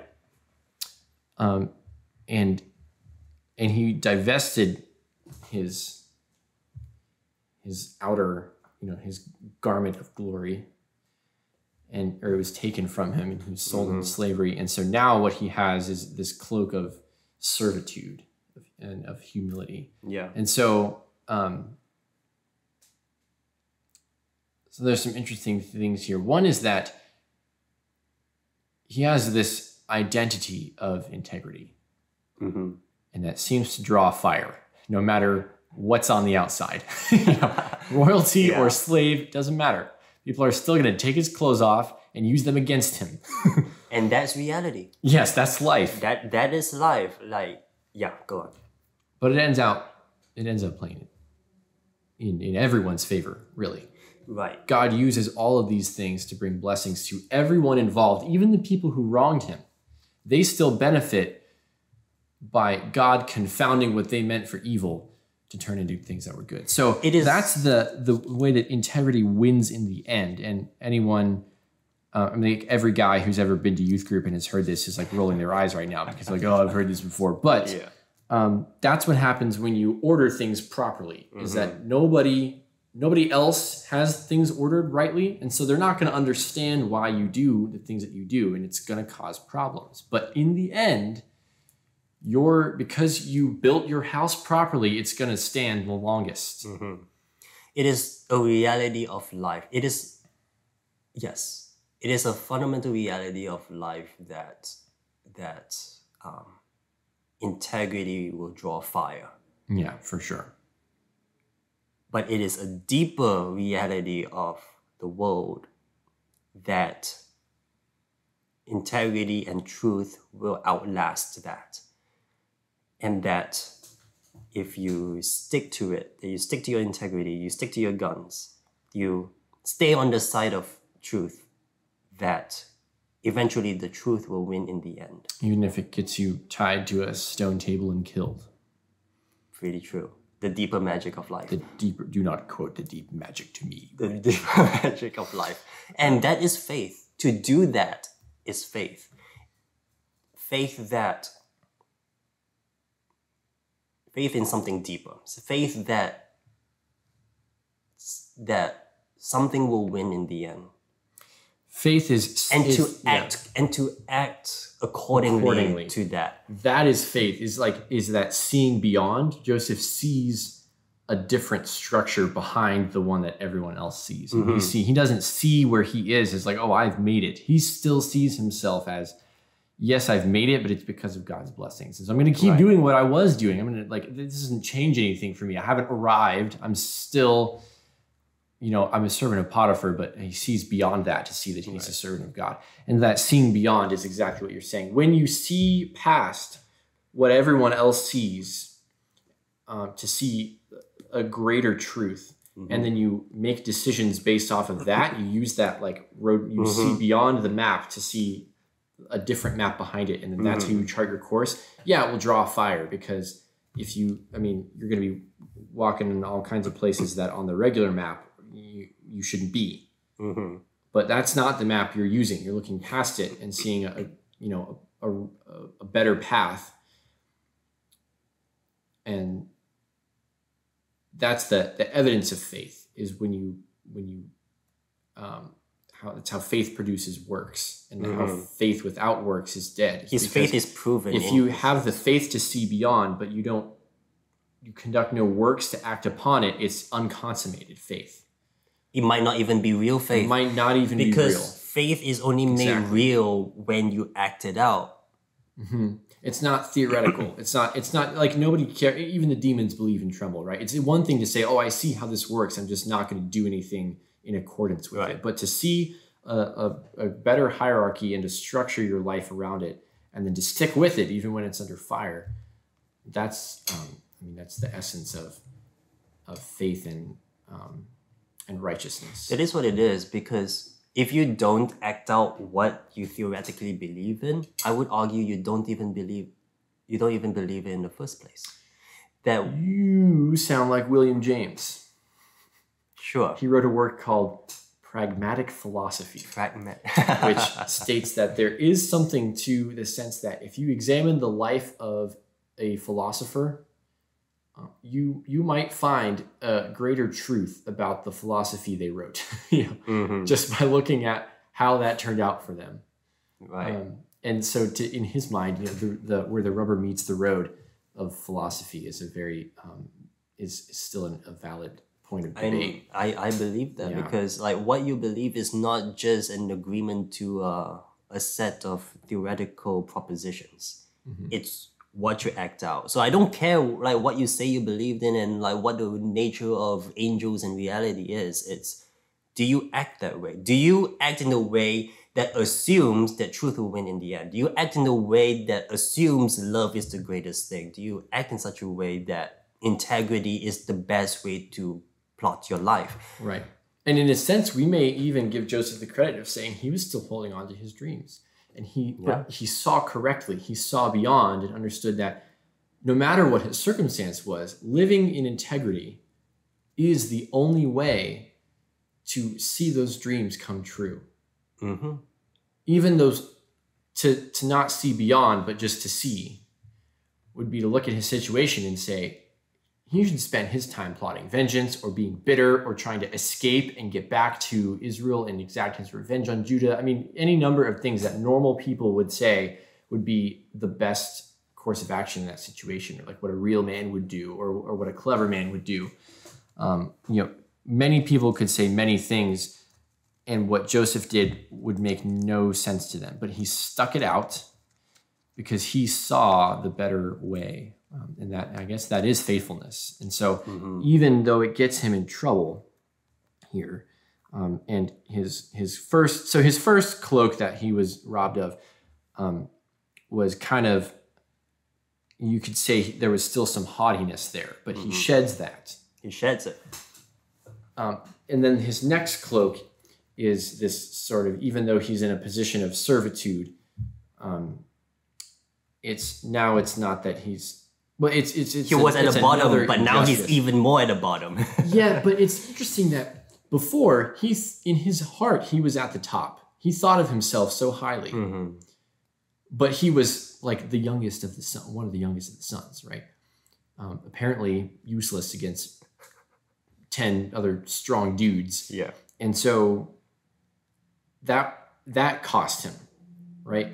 But in this situation, in his heart, he is now in humility. He's lower down, but externally, he's at the top of his little world.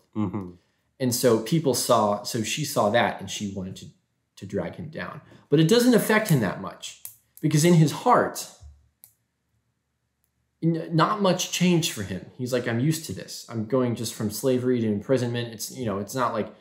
But he had to share some things about himself. He had to share that haughtiness. He had to share even the lowest things. He had to share that as well.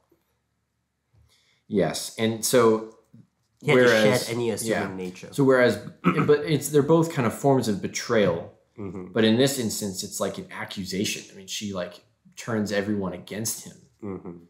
So that sucks. It is bad to be accused. It is even worse to be accused unjustly. Yeah. And it's even worse to suffer because of that, to suffer unjustly. And coming back to his dreams, we can give him some credit that it is somewhat consistent with his integral nature that he shares those dreams. Right? Sure, like maybe he shared it out of haughtiness, out of conceit, but it was also consistent with his nature of telling it like it is. So in a sense, he's this prophet figure. Yeah, that's true. He received something from the transcendent and he told it like it is. He said what he had to say. So we had to give him some credit there. Yeah, and we should also note that Potiphar's wife is a very flat character. She says the same thing twice. Lie with me, like 3 words. Like, can you not come up with a more creative like this would be a really bad script for horrible. But it does get exciting. So speaking of scripts, in the movie Joseph, when Potiphar finds out about this situation, he gives Joseph this look that kind of means, dude, I know you wouldn't do this. I also know my wife. And I know she would. But it breaks my heart to admit that I also know what this looks like and I know what I have to do about it. Yeah. That's not how the text reads. So let's look at that. Yeah. We were given more sympathy for Potiphar very much in the movie. You give him the benefit of the doubt in the movie, but yeah. When his master heard the story his wife told him, saying, "This is how your slave treated me," he burned with anger. Joseph's master took him and put him in prison, the place where the king's prisoners were confined. But while Joseph was there in the prison, the Lord was with him also. He showed him kindness and granted him favor in the eyes of the prison warden. So the warden put Joseph in charge of all those held in the prison, and he was made responsible for all that was done there. The warden paid no attention to anything under Joseph's care, because the Lord was with Joseph and gave him success in whatever he did. It's interesting that, he could say, God, how did you let this happen? I was being faithful. I represented you. Potiphar saw so many blessings in his life because of your favor with me. How could you then drag your own reputation through the mud via letting me be accused of this thing that I didn't even do? God's not worried about his reputation. In the end, he proved himself right. He he proved Joseph right in front of everybody. I mean, you think Potiphar was kicking himself when Joseph was the head honcho because Potiphar threw him in prison? I mean, Potiphar never would have had an audience with Pharaoh. It's so interesting that in our society, we're so concerned with upward mobility. Joseph grows the farther down he goes, right? With each time he takes a plunge down the social ladder, even when he's sold into slavery, you think it can't get worse than this. Oh, it can. Yeah. You can go to prison. At least he was useful as a slave. Yes. Well, and so you think, well, now he's in prison. Now he's not even useful. But he made himself useful. He made himself useful. That He is became put in charge of all the prisoners. That is what responsibility yes. So each time he moves down the ladder, he very quickly rises to the top of the little world that he's in. So even though the worlds that he's over which he's in charge keep getting lower and smaller, God is making something in him that's greater and greater each time. And in the end, Joseph's brothers, I mean, to put their feet in their mouths big time, you know. Potiphar, I'm sure he was like, well, dang, you know, that didn't play out how I thought it would. I mean, everybody along the way, the prisoners who forgot about him, you know, for so long.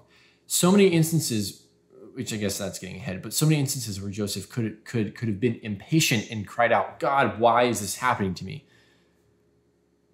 God's like, dude, you are right on track. You're like, this is the plan. And believe me, it's going to be good. Like when we pull this off, it's going to be awesome. It's going to be super worth it. And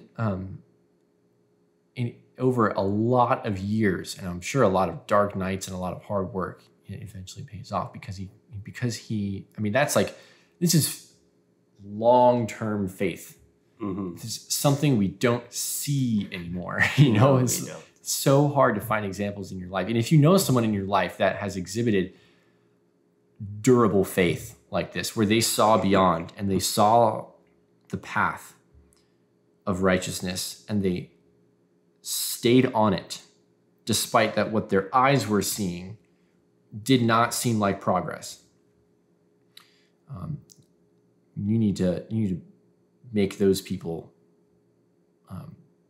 very exalted in your life and in your schedule. You need to spend time with those people and learn how they did that, because that is grace that we all need to avail ourselves to remain durable under trial. Yeah, that's really good. And I would also make the observation that this is the best alternative if you feel like you are in the worst place in the world. This is the best way to build yourself up. You take charge of whatever world you have charge over. For some people, they're in a good place, they have a company, that's your world, take charge of that. Or your family, if that's what you have control over. For some people my age, it's your own freaking room. Dude, don't call me out. No, I'm calling myself doing, out. bro? I'm calling myself out. My age, no. But like, the only reason my room's clean is because I just moved out of it. I need to take a look at my room now. But whatever world you have, start with that, and you can build your way up from there. And but it's not. It's but not up is not the direction. It's not you think linear. it is. It's not linear. This is what like all these ancient stories are trying to paint for. It's like that's not how life works. Sometimes you have to go down first before you can go up. But that's where faith comes in. Despite the immediate evidence that you see, the immediate consequences of your actions, the faith is that ultimately the result is good if you stick with it. And that's what faith requires. But for people who feel like they just are not in the place they want to be in life, this is an example of someone who, no matter what situation he finds himself in, he takes charge, he takes responsibility of his domain that he has right now. And in this case, like, it's prison. Yeah. But I think going down is going up. I think for Joseph, he was in a bad situation at home. His brothers wanted to kill him. His dad was not giving him what he needed to be successful. So he gets sold to these Ishmaelites and he becomes a slave in Potiphar's house. He learns hard work. He learns integrity. Right? He develops really important skills as a young man. I'm sure he learned a lot about, Pharaoh and how like politics and business and all these things that managing Potiphar's house would have entailed. But still, what did he not have? He was very siloed. Like he probably didn't get out a lot. He was in charge of the house, but that's it. I mean, like he didn't have access to, he didn't have influence. He didn't, and he had this temptation. Maybe not that he was tempted per se by Potiphar's wife, but that's kind of like a hostile environment. And then when she pulls this stunt, what is he going to do if he sticks around there? Like that's going to be at the very best awkward, at the worst dangerous, right? I mean, you would not want to stick around in that situation and just wait for your integrity to be compromised, either by your will or not. And so he gets removed from that and he gets put in prison. And you could say, well, that's the worst one yet. But he develops connections. Well, first of all, nobody's trying to kill him in prison, right? No Potiphar's wife, no brothers. First of all, no one is spoiling him, okay? Not Potiphar, not his dad. He has influence. He starts a network with people who have access to the throne room of Pharaoh. He did not know that. He didn't know that. It was an accident. Yeah. But he begins developing a network. He acquires influence, and he doesn't have this temptation hanging over his head anymore. He doesn't have to walk on eggshells around Potiphar's house. Except the temptation to let himself loose. Like to despair, to give up? To despair, to abdicate responsibility. It's like, all right, that's it. I've done everything. But he's already faced that trial. Yeah, but he's given another reason. He's given another excuse he had every right at this point to just kick it back and say, I'm giving up on life. Yeah, but if you think about it, like the anything that was bad with him being at Potiphar's house was removed, and anything he lacked at Potiphar's house was given to him. And all he had to do for it was go through a trial he'd already defeated before. Yeah. Like, if you want to look at it positively, if you're Joseph, you could be like, I can do this. I can totally do this. This is just going to be... If you're unfazed. The next step. Like, he's in a upside down way of looking at it. He's going up in life in terms of his abilities and his development with his with skills and with character. He's moving up. And it's so that's how you hang on when you're following a roadmap that's beyond what you see. And what everyone sees is that you're wandering all over the place, not following any path, and they make fun of you for it, and they accuse you, and they imprison you, and you're under all this duress. If you're sticking to your integrity because you see beyond and you're acting accordingly, you're living in faith. The way that you hold on to that is by seeing that actually down is up. What looks like down to my eyes is, if I see beyond, actually up. Or you can make it up. Because I agree with you. I'm just adding that I think it's really dependent on him. Yeah. If he does not respond the right way, down is down. Yes, but he has things ordered properly. Yes. So because he has that ability to see beyond, he sees that it has the potential to go up if he... So he's working hard to climb up, like we all think we're doing. Except if we're just using our eyes, the direction we're climbing is down. We're climbing down as fast as humanly possible. Personally, socially. But Joseph sees that he sees the way to climb up. And it looks like going down. And so you're right, he is working hard. He's choosing to live in accordance with what he sees that's beyond. So that's how you hang on over so much time is it's not that you keep telling yourself, okay, I know it looks bad, but it's going to get better. It's that you tell yourself, I know this looks bad, but bad is better. My life looks like it's going down the drain, but I know that down is up. So I'm going where I need to. It's not convincing yourself. It's not talking yourself out of discouragement. It's not like a self-talk thing. It's just seeing differently. It's seeing beyond. It's a completely different perspective. Yeah. No, I totally agree with that because, talking Mm-hmm. yourself out of it is, you could call it wishful thinking. Yeah, and it won't last. No, it won't. It's not durable. It might work in the moment. Which is why this framework is built for us. This idea that down is the predecessor of up. Yeah. That, at least from one perspective, and so with that understanding, no matter, we can approach whatever challenge we have in life, understanding that this will probably go bad first. Right. But that's an opportunity to build myself. Maybe even a necessity. It has to get bad so it can get There's better. dissolution of innocence. This dissolution, depending on context, you could call this the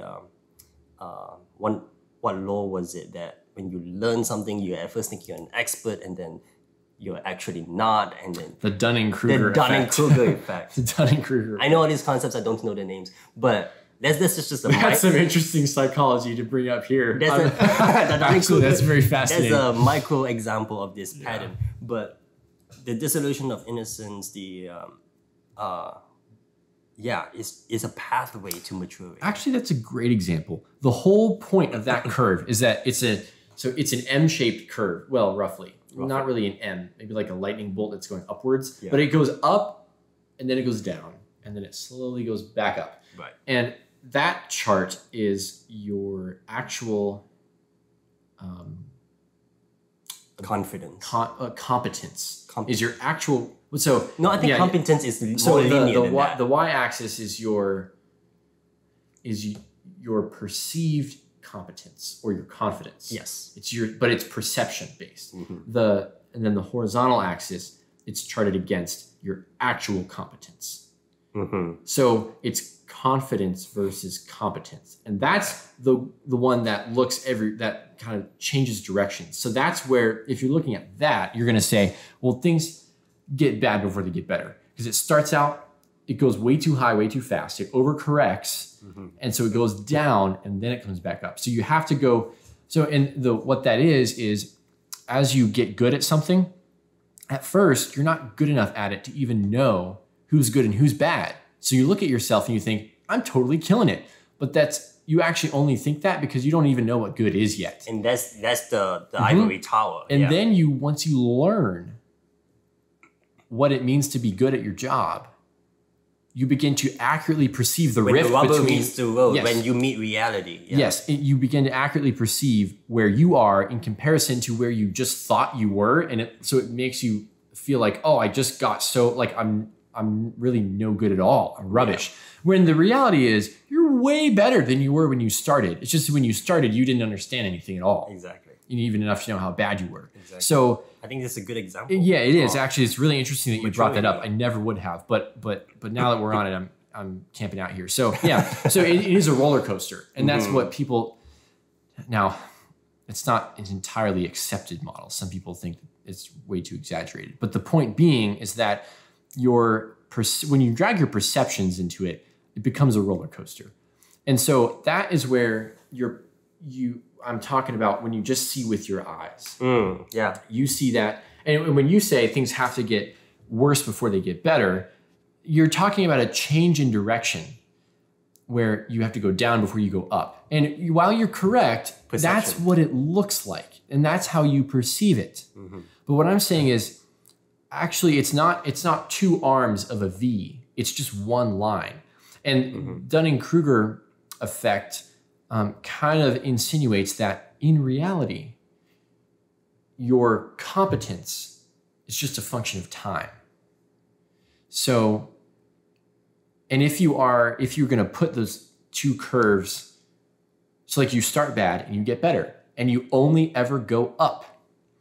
And if you put those two curves together, what you see is that at the beginning, your competence is increasing and your confidence is increasing. Mm-hmm. It's just disproportionate. So your confidence launches way up there and then it overcorrects. And then as you see it come back up, it aligns itself with the true linear curve of just you getting better with time. Mm-hmm. And that is a really good example of what I'm talking about. So if you're able to see beyond, you recognize things in a very linear fashion, that where you are standing and where you want to go is just a straight line.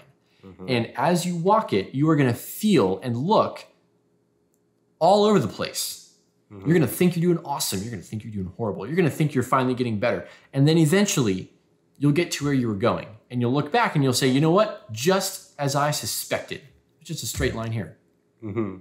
I just kept getting closer little by little every day. And so in faith, we see that Joseph saw the path of righteousness and he just walked it in a straight line. And so, but it was a necessary path for him to walk. So even though it looked like he was going down, he knew that down is up. Mm-hmm. And then as he bounces back in prison and really starts to go up in the way that everyone sees, he doesn't get conceited because he's not thinking to himself, I'm finally getting what has been coming to me. Mm-hmm. What he sees is, I'm still on the same path I was on the whole time. Mm-hmm. You know, this is just naturally the next step. So he doesn't get caught up in the roller coaster. Even though everyone looking in, even us as the readers, he might be. But he might be, but it doesn't affect his actions. He stays on course. Yes, his actions are consistent. So your feelings will betray you too. I mean, your boss's wife might betray you. Your brothers might betray you. Your feelings will betray you too, and we might see that later. I don't really remember the details. So, dude, you're totally bringing. But down, the bomb here. But down is up for Joseph because he sees beyond. Mm-hmm. Yeah, that's the bottom line. So what provides longevity to his journey, despite what look to the eyes like obstacles, is that he doesn't see them as obstacles. He sees beyond them to see that these are necessary points along a straight line from where he is to where he's trying to go. Yeah. And even though what look like disasters keep happening, those are just the natural next steps along the fastest route to his goal. Dude, that is so good. I'm so glad you said that. Well, I'm glad you brought up the Dunning-Kruger effect because that was a great example. So it's like, at the same time, it's hard to know what the real metaphysical journey is. Like whether it's up and down, whether it's linear, because we can only perceive it, right? And I guess we can argue that we should start perceiving it as a straight line too. If you are staying truthful and if you stay truthful, then it's a straight line to up. Another framework is the labyrinth, where you wander around the outer edges because you don't know what the center is. Yeah, honestly, like in the same way, Joseph had no idea what was the destination. As you walk around the labyrinth, like you have no idea what the center is, but you trust, you have faith that by exploring as what you can and staying true to the guiding light that is following you, that you will end up at where you need to be. And so that's another framework, if you want to call it like a perceptual framework of, sure, maybe it's in one sense a linear path from where you are to where you need to be, but the journey can be a winding road. Like the way you perceive it can be, aimless. But if you stay true to the North Star, then you can have faith that you will end up where you need to be. Absolutely. Yeah. That's very well said. Very cool. Very cool. Yeah. Wow. He's such a great example of this. So getting thrown in prison totally blows, but you just see God continuing the same work that he started in Joseph. So Joseph is not the only one being faithful here. I guess I should mention that too. It's God's grace sustains him and really does all the work in perfecting him. I mean, Joseph is not, through his brute strength of will, just chiseling out integrity for himself out of solid rock. It's the Lord who's doing that work. He's being faithful to Joseph. All Joseph is doing is just being consistent with the little things, and keeping God first, keeping the structure right in his mind and acting accordingly, continuing to see beyond and recognize that even though it might seem like he's down is up. So those are relatively simple tasks, and the reward that he gains for them is great. Simple, not easy. Simple, not easy for sure. Simple, but not easy. Yeah. But a lot easier than what God is bringing to the table in this story, which is giving him favor and success and sustenance and steadfast love at every moment. I mean, God, the farther, so, and this is just the goodness of God. God knows that down is up too. I mean, he's the one who made it that way, but he also knows what it feels like. He knows what your eyes are seeing. And he's like, look, man, the farther down it looks like you're going, the closer I'm going to be to you. Right. And that's another way in which down is up. Like every point along this journey, Joseph just gets closer and closer and closer to God. That's the end goal. I mean, that's where you want to be. And so it doesn't matter what your circumstances are. No matter what's happening around you, if you're just being faithful day to day to grow a little bit closer to God, or even just not to grow farther away from him, then when can you ever look back on your life and say, that was a waste of time? You can't look back and say, man, I was wrongfully sold into slavery by my stupid brothers, ridiculous brothers. That what a waste of time. You guys wasted my youth. My whole young adulthood was spent as a slave in a land that wasn't even my own. You could, no one could fault him for being upset in that way, but that's not how he chooses to see it. He looks back and he says, you know what?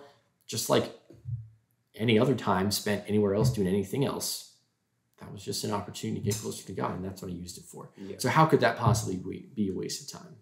No. So there's this beautiful dance between Joseph's faithfulness in the little things and then God's faithfulness in kind of big things, but in subtle ways. Right? God's doing big work totally under the radar. And we're about to see, it's kind of like... None of this would... Yeah, go ahead. Well, yeah, it's kind of like building a ship. Like it's out of the... Like you build it in a dry dock, it's out of the water. But if you build it right, when you do slide it into the bay, it's ready to rumble. And that's kind of what's about to happen is all of this construction, this heavy lifting and this careful planning that God is doing in Joseph's life and in his heart. He's about to slide that into the water and is about to go down. I mean, like everyone's about to be like, holy crap, that is a ship. Yeah. You know, like this thing is fearsome and seaworthy and we're about to get shown who's boss. Yeah. And so that's a really exciting payoff. But again, Joseph isn't swayed by the emotional intensity of those extremes because to him, they're just points on a straight line. Yeah. So there's a steadiness with faithfulness as well. Right. And none of this would have happened if he did not apply himself properly. Exactly. He would not experience the up later if he did not apply himself properly in the prison. He would not have gotten in trouble with Potiphar's wife if he did not apply himself properly and ended up in the position that he did. So you're exactly right. Applying yourself. Wow, that's a really interesting thought. Yeah. If he had been lazy, he would not have gotten thrown into prison. So this is another excuse that people can have. Why would I put so much effort into building my life, into building myself, when I would just expose myself to the horrors of the world? Well, what's the alternative? Well, like, sure, the horrors of hell. Sure, you can make the argument, like you can make the argument out of a desire for self-preservation, but what's the alternative? What are you sacrificing instead of that? You're just staying in your own little world as a useless scum?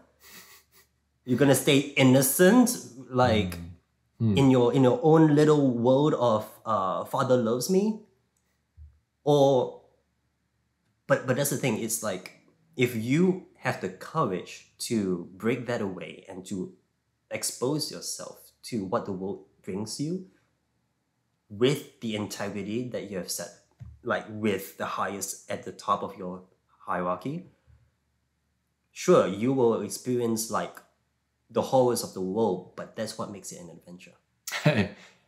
Wow. Like, dude, put that on a sticker. Say it again. Bilbo would not have had the adventure he had if he was not willing to face the dragon. Come on, brother. That'll preach. So it's a dangerous business going out the door. You never know where the road might sweep you off to, or your feet. Yeah. Very nice. So, and yeah. Speaking of adventure, Genesis is one of the longest books in the Bible, right? 50 chapters. We're not going to talk about the Psalms. That's a different category. But it's pretty long.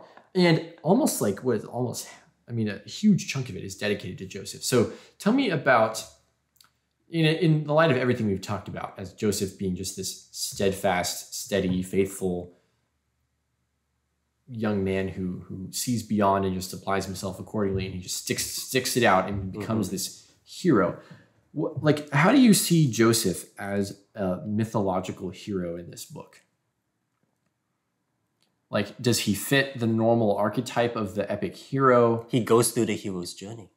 Because the hero's journey, I can't remember who originated it, but as we understand it, or as we call it today, came from Joseph Campbell, which is this, the archetypal journey of someone who starts somewhere relatively safe. He gets called to adventure. He accepts it. And then he starts going down. He faces challenge after challenge, whether it's dragons or beasts, and at some point he faces a time of disillusionment. Like, what am I doing here? Maybe I'm starting to think he might be better if we had not left the Shire. You know? Yeah. Like, what am I doing here? And there's a point where it's the hour of darkness, or the night of the night of the soul, the dark night of the soul, and it's a moment of reckoning. It's like, what are you gonna commit yourself to? You can go back. You can give up right now before you face the dragon. You can turn back. But what kept them going? It's that two things. One is the belief that there is still good in this world, and number two is the ultimate taking on of responsibility. And so, well said, Samwise Gamgee. There's some good in this world, Mr. Frodo, and it's worth fighting for. Isn't that what he said? What pushes those folks on in those stories? That is what he said. And in the hero's journey, like at that point of reckoning, he has a choice whether or not to face the ultimate challenge. And he does, sometimes to his own death. But there's always a archetypal resurrection in some way, whether it's a literal resurrection or a symbolic resurrection in the story. And then he returns to a new reality. So he starts with an old reality. He goes through the fire of hell, we can call it hell, which is the transforming element that changes his world into a new reality, but also he comes back a new person. So that's how, and we see that clearly like laid out in Joseph's story. So tee that up for me as far as what we've talked about today in the life of Joseph.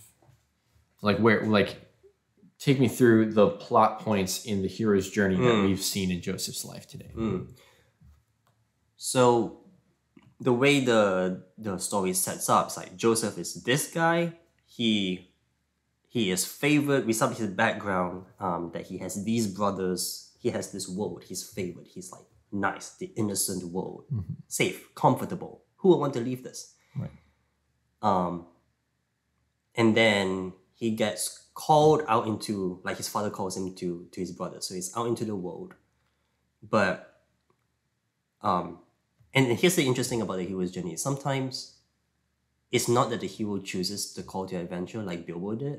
Sometimes he's just thrust into it. And in this case, Joseph was just thrust into it out of his...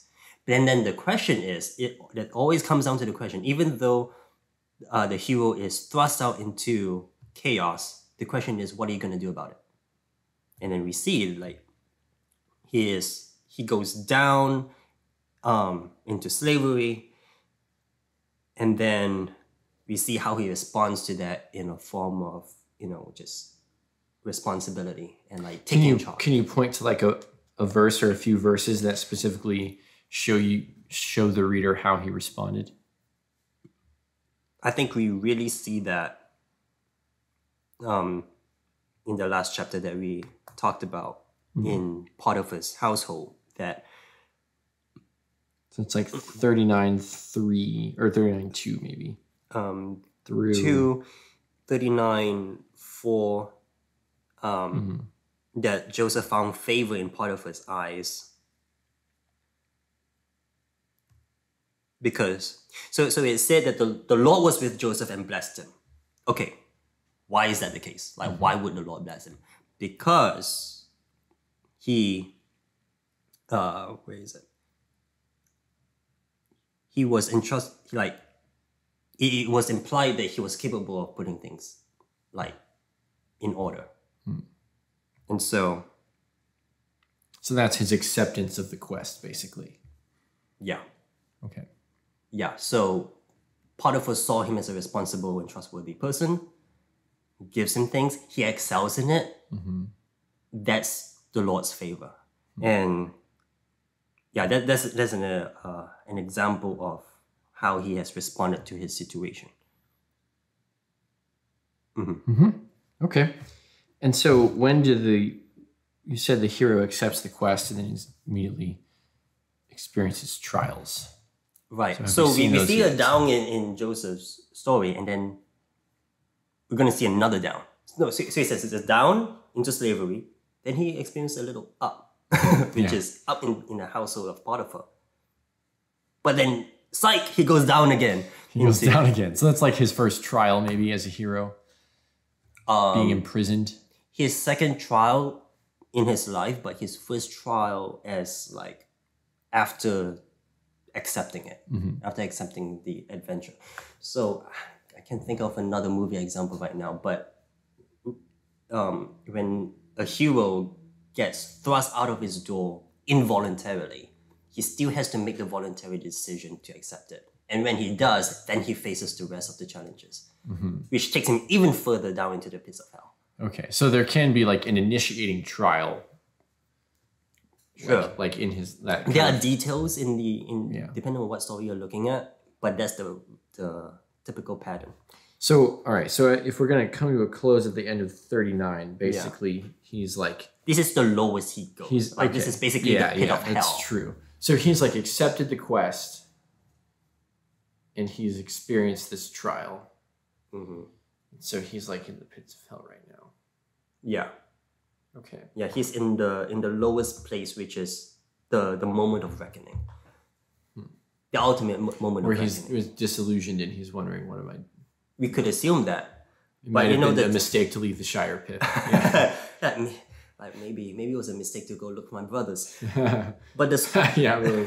But the text always makes it a point of ending an episode with how he responds.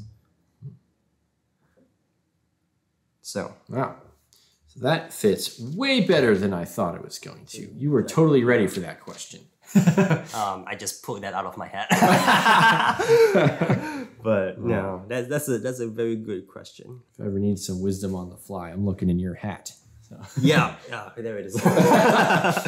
But so very, very good. We followed Joseph like down, and this is. We're down there with him. But down is up. We're down there with him. In script writing, this is like the end or the middle of Act 2. Okay. Or the end of Act 2, which is... Wow, we did 2 acts today? Man. Oh, no. We even got some Judah and Tamar in there. Yeah, we did. Because the next chapter is going to flesh out more of his experience in the pits of hell. Like, the next chapter is detailing how Joseph conducts himself in the pits of hell, and there is still hope because he still receives things from the transcendent beyond. So even though he's there, and it's so good because this motif that we see in the hero's, in the hero's journey, this motif that even though you are in the deepest part of hell, there is still this glimmering light of something beyond that you can still look at and that reveals itself to you, and you can still hold on to that. And in Joseph's case, it is revelation that is the form of this shining light that he can hold on to, that the good is still with you and that you are not alone. And we're going to see that in the next chapter. But yeah, with that. Wow, that's good stuff. I'm excited. We're going to Woo! close it for this one. Okay. And If we must. I'm so sad, but next time. But We'll have a good time then. we will. Well, This has been a very interesting discussion, because I think a lot of the perspectives you bring to this are not ones I've typically heard about Joseph. So it's been cool. quite different. And I find it enjoyable because it is a fresh look at something that we sometimes take for granted. Fresh to death, man. It's like you've just been sprinkling chopped cilantro all over this dish. Cilantro. That's good. For that fresh, crispy bite. Very good. Well, we'll come back to this. Thank you, Pete, for sharing your wisdom and joining me at this table. The pleasure was mine. All right. See ya.